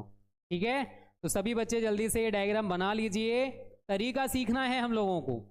ठीक है सर, अभिषेक पटेल, मैं कमेंट्स देखूंगा ना तो फिर मैं पढ़ा नहीं पाऊंगा। मुझे पता है ये जो बच्चे आते हैं ना, ये फालतू के बच्चे होते हैं जिनको अपने माँ बाप का पैसा वेस्ट करना है। ये वो गधे बच्चे हैं जिनको पूरी, अब क्या बोलूं इनके बारे में, फिर अंदर से है ना वो सारी भावनाएं निकल के आ जाएंगी, वो मैं नहीं चाहता। हाँ, लॉजिकेट आएगा भाई, सब कुछ करा देंगे। पहले धीरे धीरे करके ना, जब छत पर चढ़ते हैं तो स्टेप बाय स्टेप होता है। डायरेक्ट आप छत पर तो नहीं पहुंचते हो ना। तो अभी जो चल रहा है उस पर फोकस कर लो यार। आप लोग बस अपना ज्ञान देने लग जाते हो, सर वो, ये सर वो। चलिए, डॉक्टर अरुण, इंट्राडे ट्रेडर, एक बार दोबारा से देख लेना क्योंकि तुम पहली बार सेशन में मेरे को दिखाई दे रहे हो ट्रेडर साहब। और अभी 1000 लाइक्स नहीं पहुंचे, जल्दी से पहले 1 के लाइक्स करो सभी बच्चे जितने भी लाइव हो। ठीक है, चलिए इसका स्क्रीनशॉट ले लीजिए और सारी व्याख्या आप समझ लीजिए, इसी के आधार पर करेंगे। देखो, ये तो हमने समझ लिया। पहली है विभिन्न श्रेणियों की व्याख्या, ध्यान से समझना। तो पहला पॉइंट हमारा क्या है? लाइमन श्रेणी। जब हाइड्रोजन के परमाणु किसी उच्च ऊर्जा स्तर से प्रथम ऊर्जा स्तर में आते हैं तो पराबैंगनी भाग में यह श्रेणी प्राप्त होती है। ठीक है, आपने जो फॉर्मूला पढ़ा है 1/λ बराबर R 1/n1² माइनस 1/n2², यही तो पढ़ा है ना। अब यहाँ पर लाइमन श्रेणी के लिए n1 बराबर क्या हो जाएगा आपका 1, क्योंकि परमाणु जो है किसी उच्च ऊर्जा स्तर से पहले ऊर्जा स्तर में आ रहे हैं। और n2 बराबर आप लगाओगे n, क्योंकि n का मान यहाँ पर 2, 3, 4 कुछ भी हो सकता है। मैंने यहाँ पर यही किया, n1 बराबर 1 और n2 बराबर n। तो 1/λ बराबर R 1/1² माइनस 1/n²। n बराबर 2, 3, 4, 5, 6, 7, 8 कुछ भी हो सकता है। तो अगर आप n बराबर 2 रखते हो, 2 रखने पर सबसे बड़ी तरंगदैर्घ्य अर्थात प्रथम रेखा की तरंगदैर्घ्य प्राप्त होगी। अगर 3 रखोगे तो दूसरी रेखा की तरंगदैर्घ्य प्राप्त होगी। 4 रखोगे तो तीसरी रेखा की तरंगदैर्घ्य प्राप्त होगी। और n बराबर इन्फिनिटी में रखोगे तो इस श्रेणी की अंतिम रेखा की तरंगदैर्घ्य प्राप्त होगी, अर्थात सबसे छोटी तरंगदैर्घ्य की तरंग प्राप्त होगी। सेम आप सभी की व्याख्या कर सकते हो इसी कॉन्सेप्ट के आधार पर। अगर मैं यहां पर बामर श्रेणी की बात करूंगा, ध्यान से समझ लो, देखो रटोगे तो नहीं रट पाओगे इसको। अगर मैं यहां पर बामर श्रेणी की बात करता हूं तो जब हाइड्रोजन के परमाणु किसी उच्च ऊर्जा स्तर से दूसरे, यहां पर प्रथम की जगह क्या हो जाएगा, दूसरे ऊर्जा स्तर में आते हैं तो दृश्य भाग में यह श्रेणी प्राप्त होती है। किसकी बात कर रहा हूं मैं, बामर श्रेणी की। ठीक है, तो अब हमारे पास क्या फॉर्मूला हो जाएगा, n1 बराबर आप 2 लगाओगे और n2 बराबर आप n लगाओगे, इसलिए 1 अपॉन लैम्डा बराबर r 1 upon 2 square minus 1 upon n square. अब n बराबर आप यहाँ पर क्या यूज करोगे, 3 4 5 6 रटोगे तो नहीं रट पाओगे। सारी सीरीज की व्याख्या आप इसी आधार पर कर सकते हो, ऐसे ही आपको सारी की सारी थ्योरी बनानी है और मैं बना चुका हूँ। ठीक है, अब n बराबर 3 रखने में वाम श्रेणी की प्रथम रेखा की तरंग दैर्घ्य, ये सारी चीजें आपको मिल जाएंगी जो मैंने आपको समझाया। 3 का मतलब आप H alpha, H beta, H gamma ऐसे करके भी इनको दिखा सकते हो, कोई दिक्कत नहीं। ठीक है बच्चों, बात वही है। चलिए, पाषाण श्रेणी की बात वही हो जाएगी, जब हाइड्रोजन के परमाणु किसी उच्च ऊर्जा स्तर से तृतीय ऊर्जा स्तर में आते हैं तो यह श्रेणी अवरक्त भाग में प्राप्त होती है। तो n1 बराबर आपको कितना लगाना है, 3, और n2 बराबर आपको n लगाना है। तो 1 अपॉन लैम्डा बराबर r 1 अपॉन 3 का स्क्वायर माइनस 1 अपॉन n का स्क्वायर। n बराबर वही एक बढ़कर 4 5 6 7।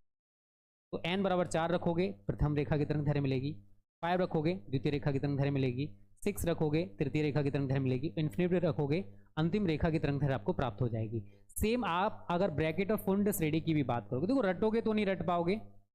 एक कहावत सुनिए, रटंत विद्या फलंत नहीं, फलंत विद्या रटंत नहीं। ब्रैकेट और यहाँ पर है आपकी फुंड श्रेणी। केवल डायग्राम समझ लो, सारी व्याख्या आप लोग खुद से कर सकते हो।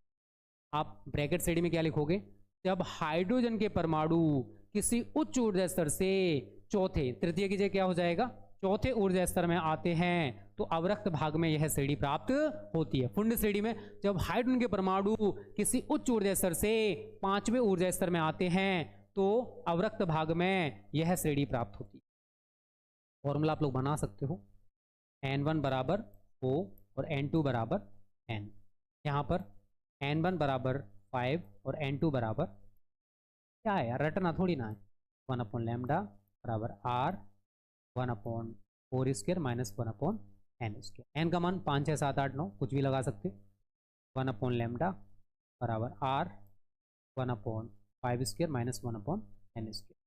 अब n बराबर आप लोग जानते हो यहाँ पर क्या लगाओगे, 6 7 8 9 डैश। तो ये है बच्चा सभी जितनी भी श्रेणियां हैं हाइड्रोजन स्पेक्ट्रम की, उनकी व्याख्या। ठीक है, कैसे कर सकते हो वो मैंने आपको इस डायग्राम के थ्रू समझा दिया। ये डायग्राम आप लोग बना सकते हो, इसी के आधार पर हम सभी की व्याख्या कर सकते हैं, चाहे वो लाइमन हो, बामर हो, पास्टन हो, किसी की भी कर सकते हो। जब हाइड्रोजन के परमाणु किसी उच्च ऊर्जा स्तर से प्रथम ऊर्जा स्तर में आते हैं तो पराबैंगनी भाग में श्रेणी प्राप्त होती है। जब हाइड्रोजन के परमाणु किसी उच्च ऊर्जा स्तर से दूसरे ऊर्जा स्तर में आते हैं तो बामर श्रेणी हमें दृश्य भाग में प्राप्त होती है। जब हाइड्रोजन के परमाणु किसी उच्च ऊर्जा स्तर से तीसरे ऊर्जा स्तर में आते हैं तो अवरक्त भाग में हमें पास्टन श्रेणी प्राप्त होती है। सेम जब हाइड्रोजन के परमाणु किसी उच्च ऊर्जा स्तर से चौथे ऊर्जा स्तर में आते हैं तो अवरक्त भाग में हमें ब्रैकेट श्रेणी प्राप्त होती है। जब हाइड्रोजन के परमाणु किसी उच्च ऊर्जा स्तर से पांचवें ऊर्जा स्तर में आते हैं तो अवरक्त भाग में हमें फुंड श्रेणी प्राप्त हो जाती है।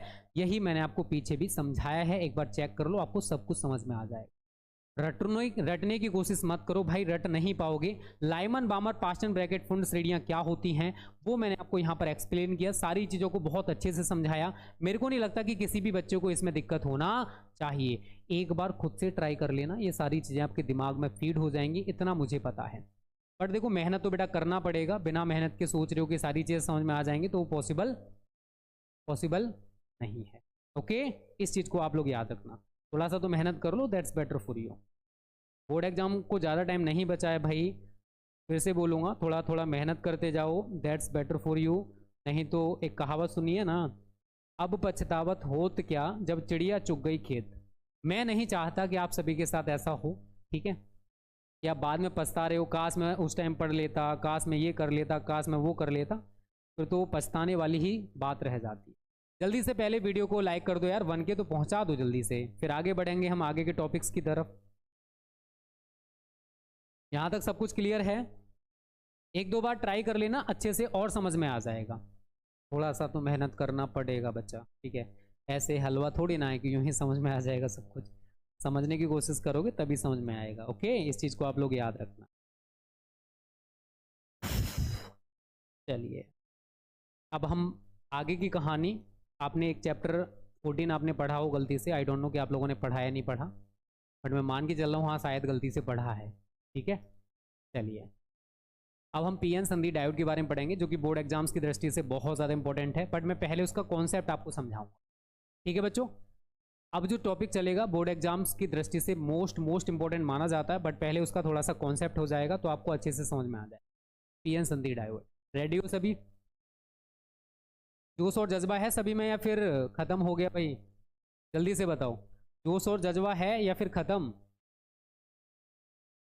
बताओ बच्चों, थोड़ा बहुत जोश बचा हुआ है ना? चलिए, बचाए तो अच्छी बात है, नहीं बचाए तो फिर क्या कर सकते हैं। चलिए बच्चों, देखो आपने गलती से सेमीकंडक्टर्स या अर्धचालकों के बारे में पढ़ा होगा।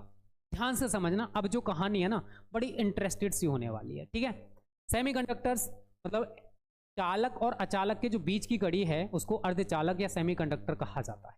ध्यान से समझना, क्योंकि आगे की चीजें तभी समझ में आएंगी। पीएन संधि डायोड हो गया, पीएनपी ट्रांजिस्टर हो गया, एनपीएन ट्रांजिस्टर हो गया, ये सारी चीजें तभी समझ में आएंगी जब आपका थोड़ा सा कॉन्सेप्ट क्लियर हो जाएगा। चलिए, अब जो अर्धचालक होते हैं यहां पर आपके वो दो प्रकार के होते हैं। पहले कॉन्सेप्ट समझ लो, फिर मैं आपको क्वेश्चन समझा दूंगा, टेंशन ना लो। सेमीकंडक्टर्स बेटा कितने टाइप के होते हैं अगर आपसे कोई भी पूछेगा तो? दो प्रकार के। नंबर एक होते हैं आपके निज अर्धचालक। निज अर्धचालक, निज अर्धचालक वे अर्धचालक होते हैं जिनमें कोई भी अपद्रव्य या फिर अशुद्धि ना मिली हो। ठीक है, शुद्ध अर्धचालक जिसमें कोई अपद्रव्य या अशुद्धि ना मिली हो उनको निज अर्धचालक कहा जाता है। दूसरे प्रकार के होते हैं बाह्य अर्धचालक। क्या होते हैं बच्चों? बाह्य अर्धचालक। ऐसे अर्धचालक जिनमें अपद्रव्य या अशुद्धि मिली हो उनको हम कहते हैं बाह्य अर्धचालक। अब ये जो बाह्य अर्धचालक हैं बच्चों, ये भी आपके दो प्रकार के होते हैं। कितने प्रकार के होते हैं? दो प्रकार के। नंबर एक एन टाइप अर्धचालक। एन टाइप अर्धचालक, अगर हमने शुद्ध अर्धचालक में कोई पंच संयोजी तत्व मिला दिया तो वो अर्धचालक हमारा एन टाइप अर्धचालक कहलाता है। और अगर हमने शुद्ध अर्धचालक में कोई त्रिसंयोजी तत्व मिला दिया तो वो हमारा पी टाइप अर्धचालक कहलाता है। क्या कहलाता है? पी टाइप अर्धचालक कहलाता है। ठीक है ना, थोड़ा थोड़ा समझने का कोशिश करना। जो एन टाइप अर्धचालक होते हैं ना, इनमें जो आवेश वाहक होते हैं, क्या होते हैं? आवेश वाहक होते हैं, वो आपके इलेक्ट्रॉन्स होते हैं। एक एक नंबर में पूछा जा सकता है कि एन टाइप अर्धचालक में आवेश वाहक क्या होते हैं या फिर पी टाइप अर्धचालक में आवेश वाहक क्या होते हैं। ठीक है बच्चों, आप लोगों को याद रखना है। तो पी टाइप अर्धचालक में जो आवेश वाहक हैं वो आपके कोटर या होल होते हैं, और एन टाइप अर्धचालक में जो आवेश वाहक हैं वो इलेक्ट्रॉन्स होते हैं। थोड़ा थोड़ा आप समझने की कोशिश करना, तभी आपको ये सारी चीज़ें समझ में आएंगी। तो सेमीकंडक्टर्स मतलब चालक और अचालक के बीच की कड़ी सेमीकंडक्टर या अर्धचालक कहलाती है, अगर आप गलती से जानते हो। और जिनके बाह्य कोश में 4 इलेक्ट्रॉन्स होते हैं उनको हम लोग निज अर्धचालक कहते हैं। जैसे आपका जर्मेनियम हो गया, सिलिकॉन हो गया, ठीक है, डेडेडेस, ये सारे के सारे क्या होते हैं? हमारे निज अर्धचालक होते हैं। अब इनके मैं अगर स्ट्रक्चर की थोड़ी सी बात करूं, पहले आप इतना बना लीजिए, कैसे जुड़े रहते हैं। जीई ये हमारा क्या है? जर्मेनियम है। शायद गलती से आपने नाम इसका सुना हो। कितने बच्चे इसके बारे में जानते हैं? शायद सभी तो नहीं जानते हैं। इसकी बाह्य कोश में अगर मैं बात करूंगा तो 4 इलेक्ट्रॉन्स होते हैं, अगर आपको पता है। जर्मेनियम की बात करूं 2, 8, 18 ये होता है। अब मैं इसको मिटा दे रहा हूँ, ऊपर लिख लेना थोड़ा, क्योंकि मैं इसका डायग्राम एक बनाऊंगा सुंदर सा प्यारा सा। जर्मेनियम है, सिलिकॉन है, ये हमारे और भी होते हैं। ये हो गया, ये जर्मेनियम के साथ ही यहाँ पर भी आप जर्मेनियम बना लोगे, यहाँ पर भी आप जर्मेनियम दिखाओगे, और एक जर्मेनियम आप इधर दिखा दोगे। बाह्य कोश में आपको पता 4 इलेक्ट्रॉन्स हैं। तो एक फूल पत्ती वाली क्लास चलेगी, यहाँ पर फूल पत्ती से मैं बना के दूंगा आपको ये, ठीक है, क्योंकि इसी से थोड़ा थोड़ा कॉन्सेप्ट आपको समझ में आएगा। क्योंकि बिना कॉन्सेप्ट के ये समझ में नहीं आने वाला। आप चाहे कितनी भी रटने की कोशिश कर लेना, और कॉन्सेप्ट समझ गए तो आप सब कुछ बहुत अच्छे से सीख जाओगे। इतना मैं आपसे कह सकता हूँ, इसलिए कॉन्सेप्ट मैं आपको समझाने की कोशिश कर रहा हूँ बच्चों, ठीक है। तो यहाँ पर आप ऐसे करके इनको जोड़ दीजिए, तो ऐसे करके जोड़ दीजिए। ये किसी के साथ नहीं जुड़ेगा, ये भी किसी के साथ नहीं जुड़ेगा, ये भी किसी के साथ नहीं जुड़ेगा, ये आपके जुड़ जाएंगे। ठीक है, इसको भी आप किसी के साथ मत जोड़ो, ये भी नहीं जुड़ेगा, ये भी नहीं जुड़ेगा, इनको जोड़ दीजिए, ये भी नहीं जुड़ेगा, ये भी नहीं जुड़ेगा, ये भी नहीं जुड़ेगा, ये भी नहीं जुड़ेगा, ये भी नहीं जुड़ेगा। देख लो कितना सुंदर सा प्यारा सा फूल पत्ती जैसा डायग्राम बन गया। बताइए बना लोगे सभी डायग्राम इसको? ये जर्मेनियम का मैंने बना के समझा दिया है, दिखा दिया थोड़ा सा। इस तरीके से डायग्राम बना लीजिए सभी बच्चे। ये जर्मेनियम का है, इसका है, जीई का है, जो कि हमारा निज अर्धचालक है। निज अर्धचालक क्या होते हैं? ऐसे अर्धचालक जिनमें कोई भी अपद्रव्य या अशुद्धि ना मिली हो, उनको निज अर्धचालक कहा जाता है। ओके बच्चों, इसमें 4 इलेक्ट्रॉन्स होते हैं भाई, सिलिकॉन, जर्मेनियम, इनमें। ठीक है, अभी 5 संयोजी और त्रिसंयोजी वाली कहावत आगे आएगी। पहले 1000 लाइक्स करो और चैनल को सब्सक्राइब कर लो, जल्दी से कर लिया करो यार। कितना कहलवाते हो तुम लोग, बड़े गंदे बच्चे हो इस बार के वास्तव में। बार बार कहलवाने के बाद अगर कोई काम कर रहे हो तो फिर वो काम नहीं कहलाता मेरे दोस्त, उसको जबरदस्ती कहा जाता है। चलिए, यहाँ तक क्लियर है सबको? जल्दी से बता दो सर, हमको यहाँ तक समझ में आ रहा है कुछ कुछ कुछ कुछ। ओके,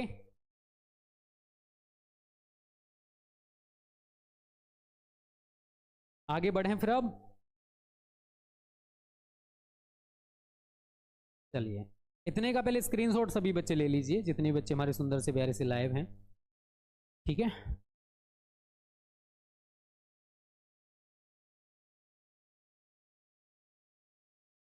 इतने का स्क्रीनशॉट ले लीजिए, फिर मैं आगे आपको और कहानी समझाता हूँ।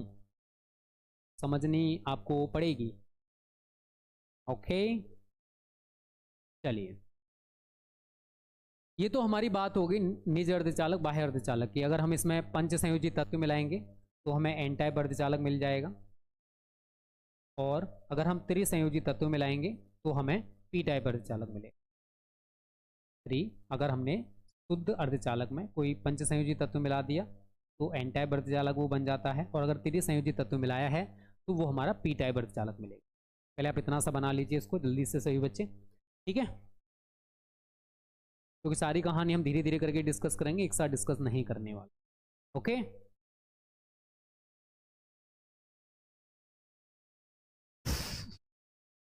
अब हमें जो समझना है ना, पहले आप इतना बना लीजिए। आगे की कहानी हमें अग्र अभिनत और एक उत्क्रम अभिनत वाली चीज निकल के आएगी। अग्र अभिनत और उत्क्रम अभिनत। ठीक है, अग्र अभिनत क्या होता है, उत्क्रम अभिनत क्या होता है, वो चीज निकल के आएगी। तो मैं यहाँ पर, आप इतना समझ चुके, पी टाइप अर्धचालक में आवेशवाहक कोटर होते हैं। ठीक है, आप ये डायग्राम बना लें सभी बच्चे, मैं बना रहा हूँ। पी टाइप अर्धचालक में आवेशवाहक क्या होते हैं? कोटर। और हमने पी टाइप, ये पी टाइप है और ये एन टाइप क्रिस्टल है। जो पी टाइप क्रिस्टल है हमने उसको बैटरी की धन प्लेट से जोड़ा है, और जो एन टाइप क्रिस्टल है उसको हमने बैटरी की ऋण प्लेट से जोड़ा। ठीक है, माइनस प्लस। अब आप सभी इतना तो जानते हो कि पी टाइप अर्धचालक में आवेशवाहक हमारे कोटर्स होते हैं, और यहाँ पर एक डैश डैश करके लाइन खींच दोगे जो कि अवक्षय परत हमारी कहलाती है। इस अवक्षय परत में अगर आपने ऐसे करके जोड़ रखा है, इस इंटरनल जो इलेक्ट्रिक फील्ड होगा वो आप इस तरीके से दिखाओगे, एन टाइप से पी टाइप की। बना लीजिए जल्दी से। आवेशवाहक इसमें क्या है? कोटर है, सभी को पता है। इनकी डायरेक्शन वही धारा के साइड हो जाएगी, इधर धारा बहेगी। बना लोगे ना, डायग्राम देख लीजिए, कोई टिपिकल चीज़ नहीं चली, बहुत आसान है। ठीक है, पर सही पर पॉजिटिव लगा दीजिए, ये हमारे कोटर्स हैं, क्योंकि इसमें आवेशवाहक आपके कोटर होते हैं। और इधर आप दिखाओगे इलेक्ट्रॉन, माइनस इलेक्ट्रॉन भाई इसी की डायरेक्शन में चलेंगे, माइनस माइनस। ठीक है, धारा देखो जिधर धारा रहती है, अगर हम बाहरी वैद्युत क्षेत्र की बात करें तो ई का डायरेक्शन हमारा ये रहने वाला है, जो मैंने इधर दिखाया है। ये जो मैंने सिस्टमेटिक दिखाया है, सिस्टम से जो दिखाया है, ये कंडीशन हमारी अग्र अभिनत कहलाती है। कि हमारा पीएन संधि डायोड इस तरीके से जुड़ेगा तो उसको हम अग्र अभिनत बोलें। क्या बोलेंगे? अग्र अभिनत। सभी जोड़ लोग, देखो जरूरी है, अगर पीएन संधि डायोड अग्र अभिनत है तभी धारा प्रवाहित होगी। अगर पीएन संधि डायोड उत्क्रम अभिनत है तो धारा प्रवाहित नहीं होने वाली। ये अपने दिमाग में आप लोग फीड कर लो। ठीक है बच्चों, रटना नहीं है, बेशक समझना है। अगर मैं उत्क्रम अभिनत बनाऊंगा तो कुछ नहीं करना।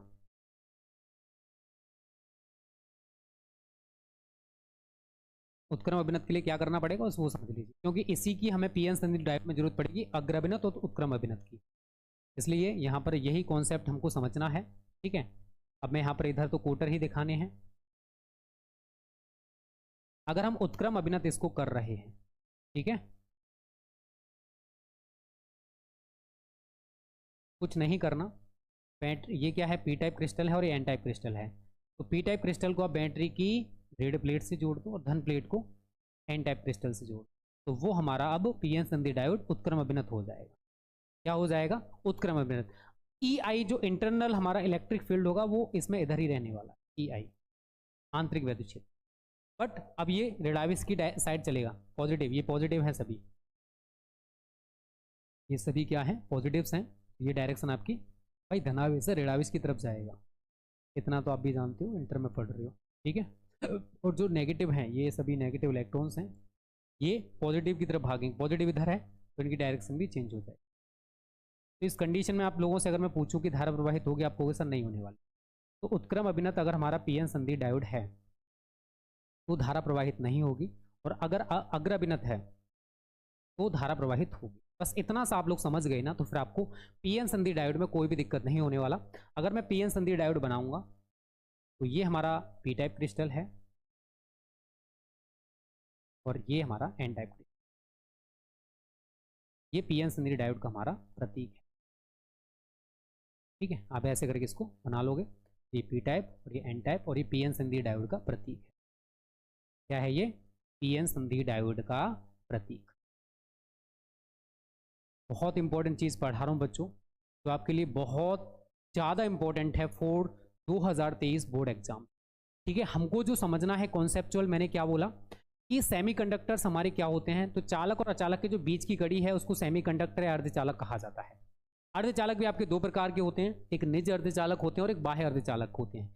निज अर्धचालक क्या होते हैं, ऐसे अर्धचालक जिसमें कोई भी अपद्रव्य या अशुद्धि ना मिली हो, उनको निज अर्धचालक कहा जाता है। और बाह्य अर्धचालक क्या होते हैं, ऐसे अर्धचालक जिसमें कोई अपद्रव्य या अशुद्धि मिली हो, उनको बाह्य अर्धचालक कहा जाता है। ये भी आपके दो प्रकार के होते हैं, एन टाइप अर्धचालक और पी टाइप अर्धचालक।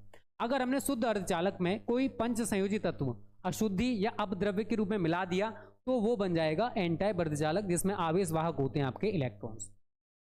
और अगर हमने शुद्ध अर्धचालक में कोई त्रिसंयोजी तत्व अपद्रव्य या अशुद्धि के रूप में मिला दिया तो वो हमारा पी टाइप अर्धचालक कहलाता है और इसमें आवेश वाहक होते हैं कोटर। इतना समझ में आ गया था। फिर मैंने आपसे क्या बोला, हमें अग्र अभिनत और उत्क्रम अभिनत को समझना है। आपको पता है पी टाइप क्रिस्टल में आवेश वाहक कोटर होते हैं और एन टाइप क्रिस्टल में आवेश वाहक इलेक्ट्रॉन्स होते हैं। सभी को पता है ये क्या है, हमारे इलेक्ट्रॉन्स है भाई, और ये हमारे क्या है, ये कोटर्स हैं, होल्स। ठीक है, आपके कोटर। ठीक है, अगर हमने पी टाइप क्रिस्टल को बैटरी की धन प्लेट से और एन टाइप क्रिस्टल को बैटरी की रेड प्लेट से जोड़ा तो ये वाली कंडीशन अग्र अभिनत कहलाती है। और अगर पीएन संधि डायोड अग्र अभिनत है तो धारा प्रवाहित होगी। अपने दिमाग में फीड कर लो, अगर पीएन संधि डायोड हमारा अग्र अभिनत जुड़ा हुआ है, अगर हमने पी टाइप को हमने जोड़ दिया बैटरी की धन प्लेट से ये, ठीक है, और जो रेड प्लेट है उसको हमने एन टाइप क्रिस्टल से जोड़ दिया, तो मैं क्या बोलूंगा, ये अग्र अभिनत है, धारा प्रवाहित होने वाली है इस पीएन संधि डायोड से होकर। और अगर मैंने पी टाइप को जोड़ दिया बैटरी की रेड प्लेट से, एन टाइप को जोड़ दिया बैटरी की धन प्लेट से, तो वो कंडीशन क्या होगी, उत्क्रम अभिनत वाली हो। अपने छोटे से दिमाग में फीड कर लो, अग्र अभिनत उत्क्रम अभिनत, अग्र अभिनत उत्क्रम अभिनत। अगर हमारा पीएन संधि डायोड अग्र अभिनत है तो धारा प्रवाहित होगी, धारा प्रवाहित होगी। और अगर पीएन संधि डायोड आपका उत्क्रम अभिनत है तो धारा प्रवाहित नहीं होने वाली। इस चीज को नोट कर लो, धारा प्रवाहित नहीं होगी। बस आपने ये दो चीजें समझ ली तो मेरे को नहीं लगता कि किसी भी बच्चे को फिर आगे जो मैं समझाने वाला हूं, पीएन संधि डायोड अर्धतरंग दिष्टकारी के रूप में या फिर पीएन संधि डायोड पूर्ण तरंग दिष्टकारी के रूप में, उसमें किसी भी बच्चे को दिक्कत होने वाला है। जो हमें कॉन्सेप्ट समझना है बस इन्हीं को समझना है भाई, जो मैंने आपको यहाँ पर अग्र और उत्क्रम समझाए हैं। इतने में किसी को दिक्कत आ रही है तो मेरे को जल्दी से बता दो भाई, नहीं तो फिर हम आगे बढ़ते हैं। जल्दी से बताओ, यहां तक किसी भी बच्चे को कोई दिक्कत आ रही है फिर, या फिर सब कुछ क्लियर है? जल्दी से कमेंट करो भाई। यहां तक सब कुछ क्लियर है ना बच्चा, या फिर परेशानी है?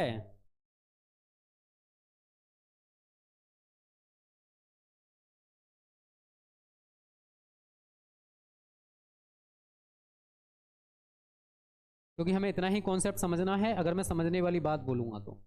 ठीक है, हाँ अंशुमान, तुम्हारा बस चले तो पता नहीं तुम क्या क्या करा दो भाई, हमारे तो बात ही कुछ अलग है भाई। ठीक है, तो कहते हैं ना कुछ बच्चे ज़्यादा ही ग्रेट होते हैं, तुम उसी कैटेगरी में से आते हो। सभी बच्चे सुंदर सा प्यारा सा डायग्राम बना लो। यहाँ पर हमने ट्रांसफार्मर लगा रखा है, ये हमारी प्राइमरी कॉइल है, एसी सिग्नल।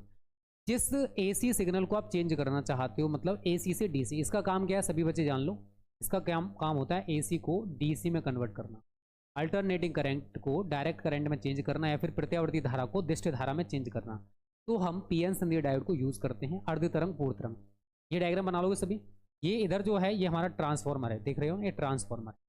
जिस एसी सिग्नल को आप परिवर्तित करना चाहते हो, जैसे आप इसको चेंज करना चाहते हो, इसको डीसी में चेंज करना चाहते हो, मैंने यहाँ पर इसको लगा दिया। तो जिस प्रत्यावर्ती एसी सिग्नल को आपको चेंज करना है उसको हम प्राथमिक कुंडली को देंगे। इनके बीच में एक रोड लगा हुआ है, आप लोग देख सकते हो, और ये हमारी द्वितीय कुंडली है। द्वितीय कुंडली का जो ए सिरा है ये पी टाइप क्रिस्टल से जुड़ा हुआ है, और जो बी सिरा है देख लीजिए, ये बी सिरा जो है ये हमारा बाह्य प्रतिरोध से जुड़ा हुआ है। निर्गत वोल्टेज या फिर आप डीसी कह सकते हो, तो जिस टाइप से आप बना लीजिए यहाँ पर एक स्पंद, एक इस टाइप से बना सकते हो, बनाना चाहते हो तो बोल रहा हूँ, अगर नहीं बनाना तो कोई दिक्कत नहीं, चलेगा। जल्दी से बना लीजिए भाई, एनी प्रॉब्लम इन दिस?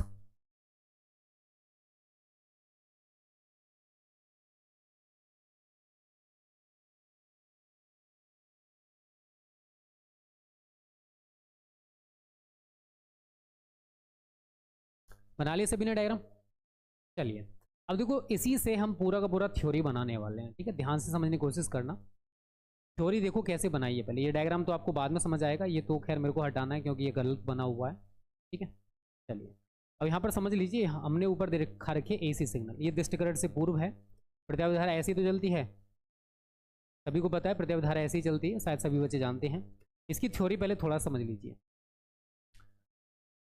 प्रत्यावर्ती धारा के प्रथम अर्धचक्र में ट्रांसफार्मर की द्वितीय कुंडली का ए सिरा कैसा होगा? धनात्मक, एवं बी सिरा कैसा होगा? ऋणात्मक। पहले इस डायग्राम को आपने समझा कि हमने इस डायग्राम में क्या किया है। ठीक है, हमारी थोड़ी सी थ्योरी इसमें से मिस लग रही है, हमारे पीपीटी महोदय को ज़्यादा ही ग्रेट हो गए।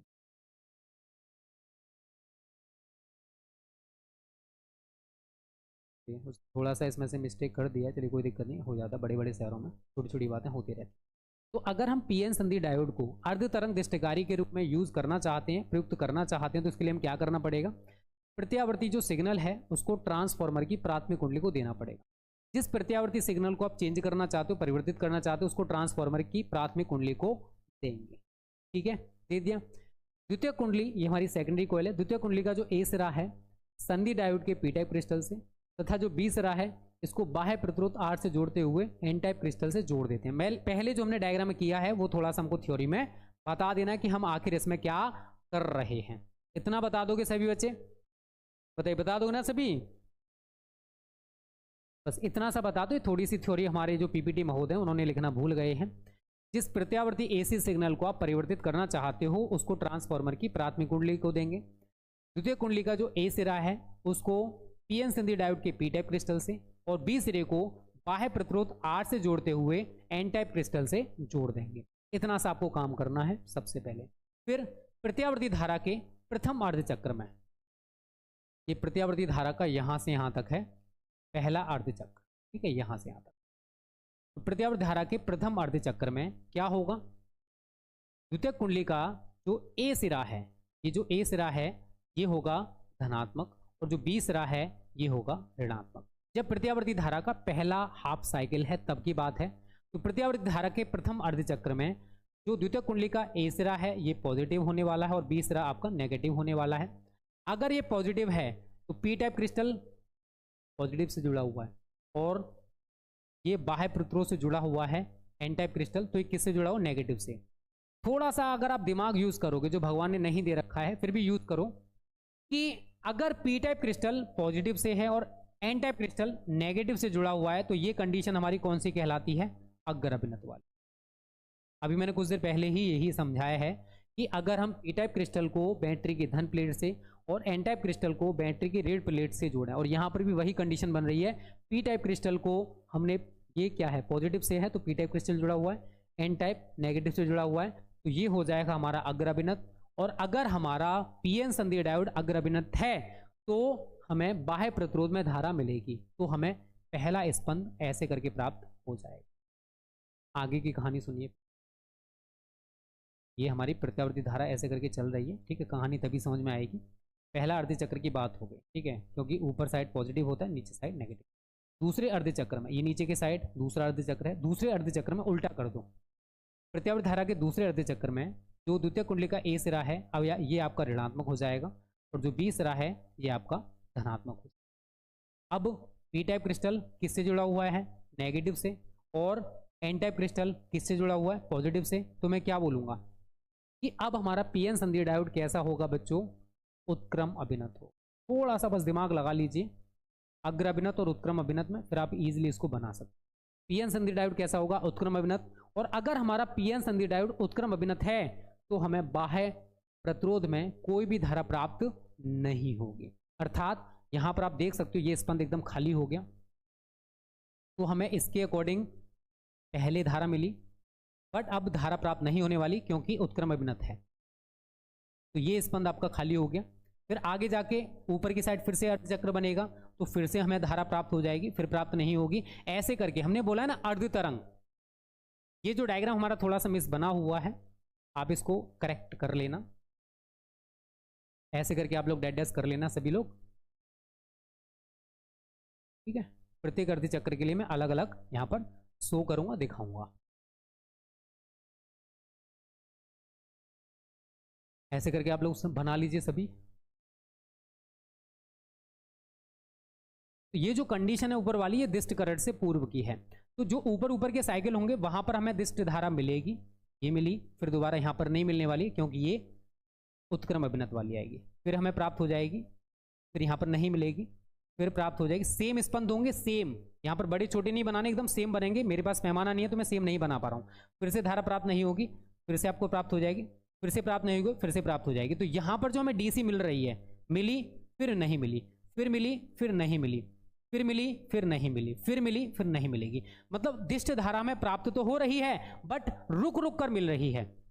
दिष्ट धारा मिलेगी बट कैसे मिलेगी, रुक रुक कर, ठीक है। तो यही चीज हमको बच्चों अच्छी तरह से समझनी है कि अगर हम पीएन संधि डायोड को अर्ध तरंग दिष्टकारी के रूप में यूज करना चाहते हैं तो हम उसको कैसे यूज कर सकते हैं, वही मैं आपको यहां पर समझाने की कोशिश कर रहा हूं, ठीक है। तो अभी थोड़ा थोड़ा ये समझ में आया होगा, ठीक है। ये मैं आगे कल ही बताऊंगा पूरी चीजें, अभी मेरे को थोड़ा सा अर्जेंट कहीं पर जाना है बच्चों, ठीक है।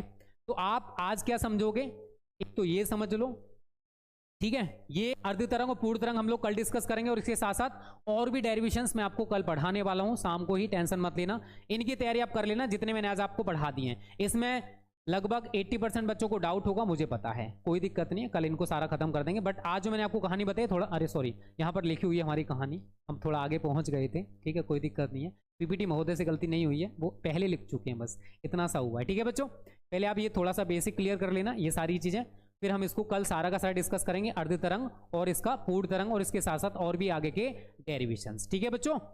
आगे के डिस्कस करेंगे, उसके साथ साथ शुरू से भी मैं आपको पढ़ाऊंगा।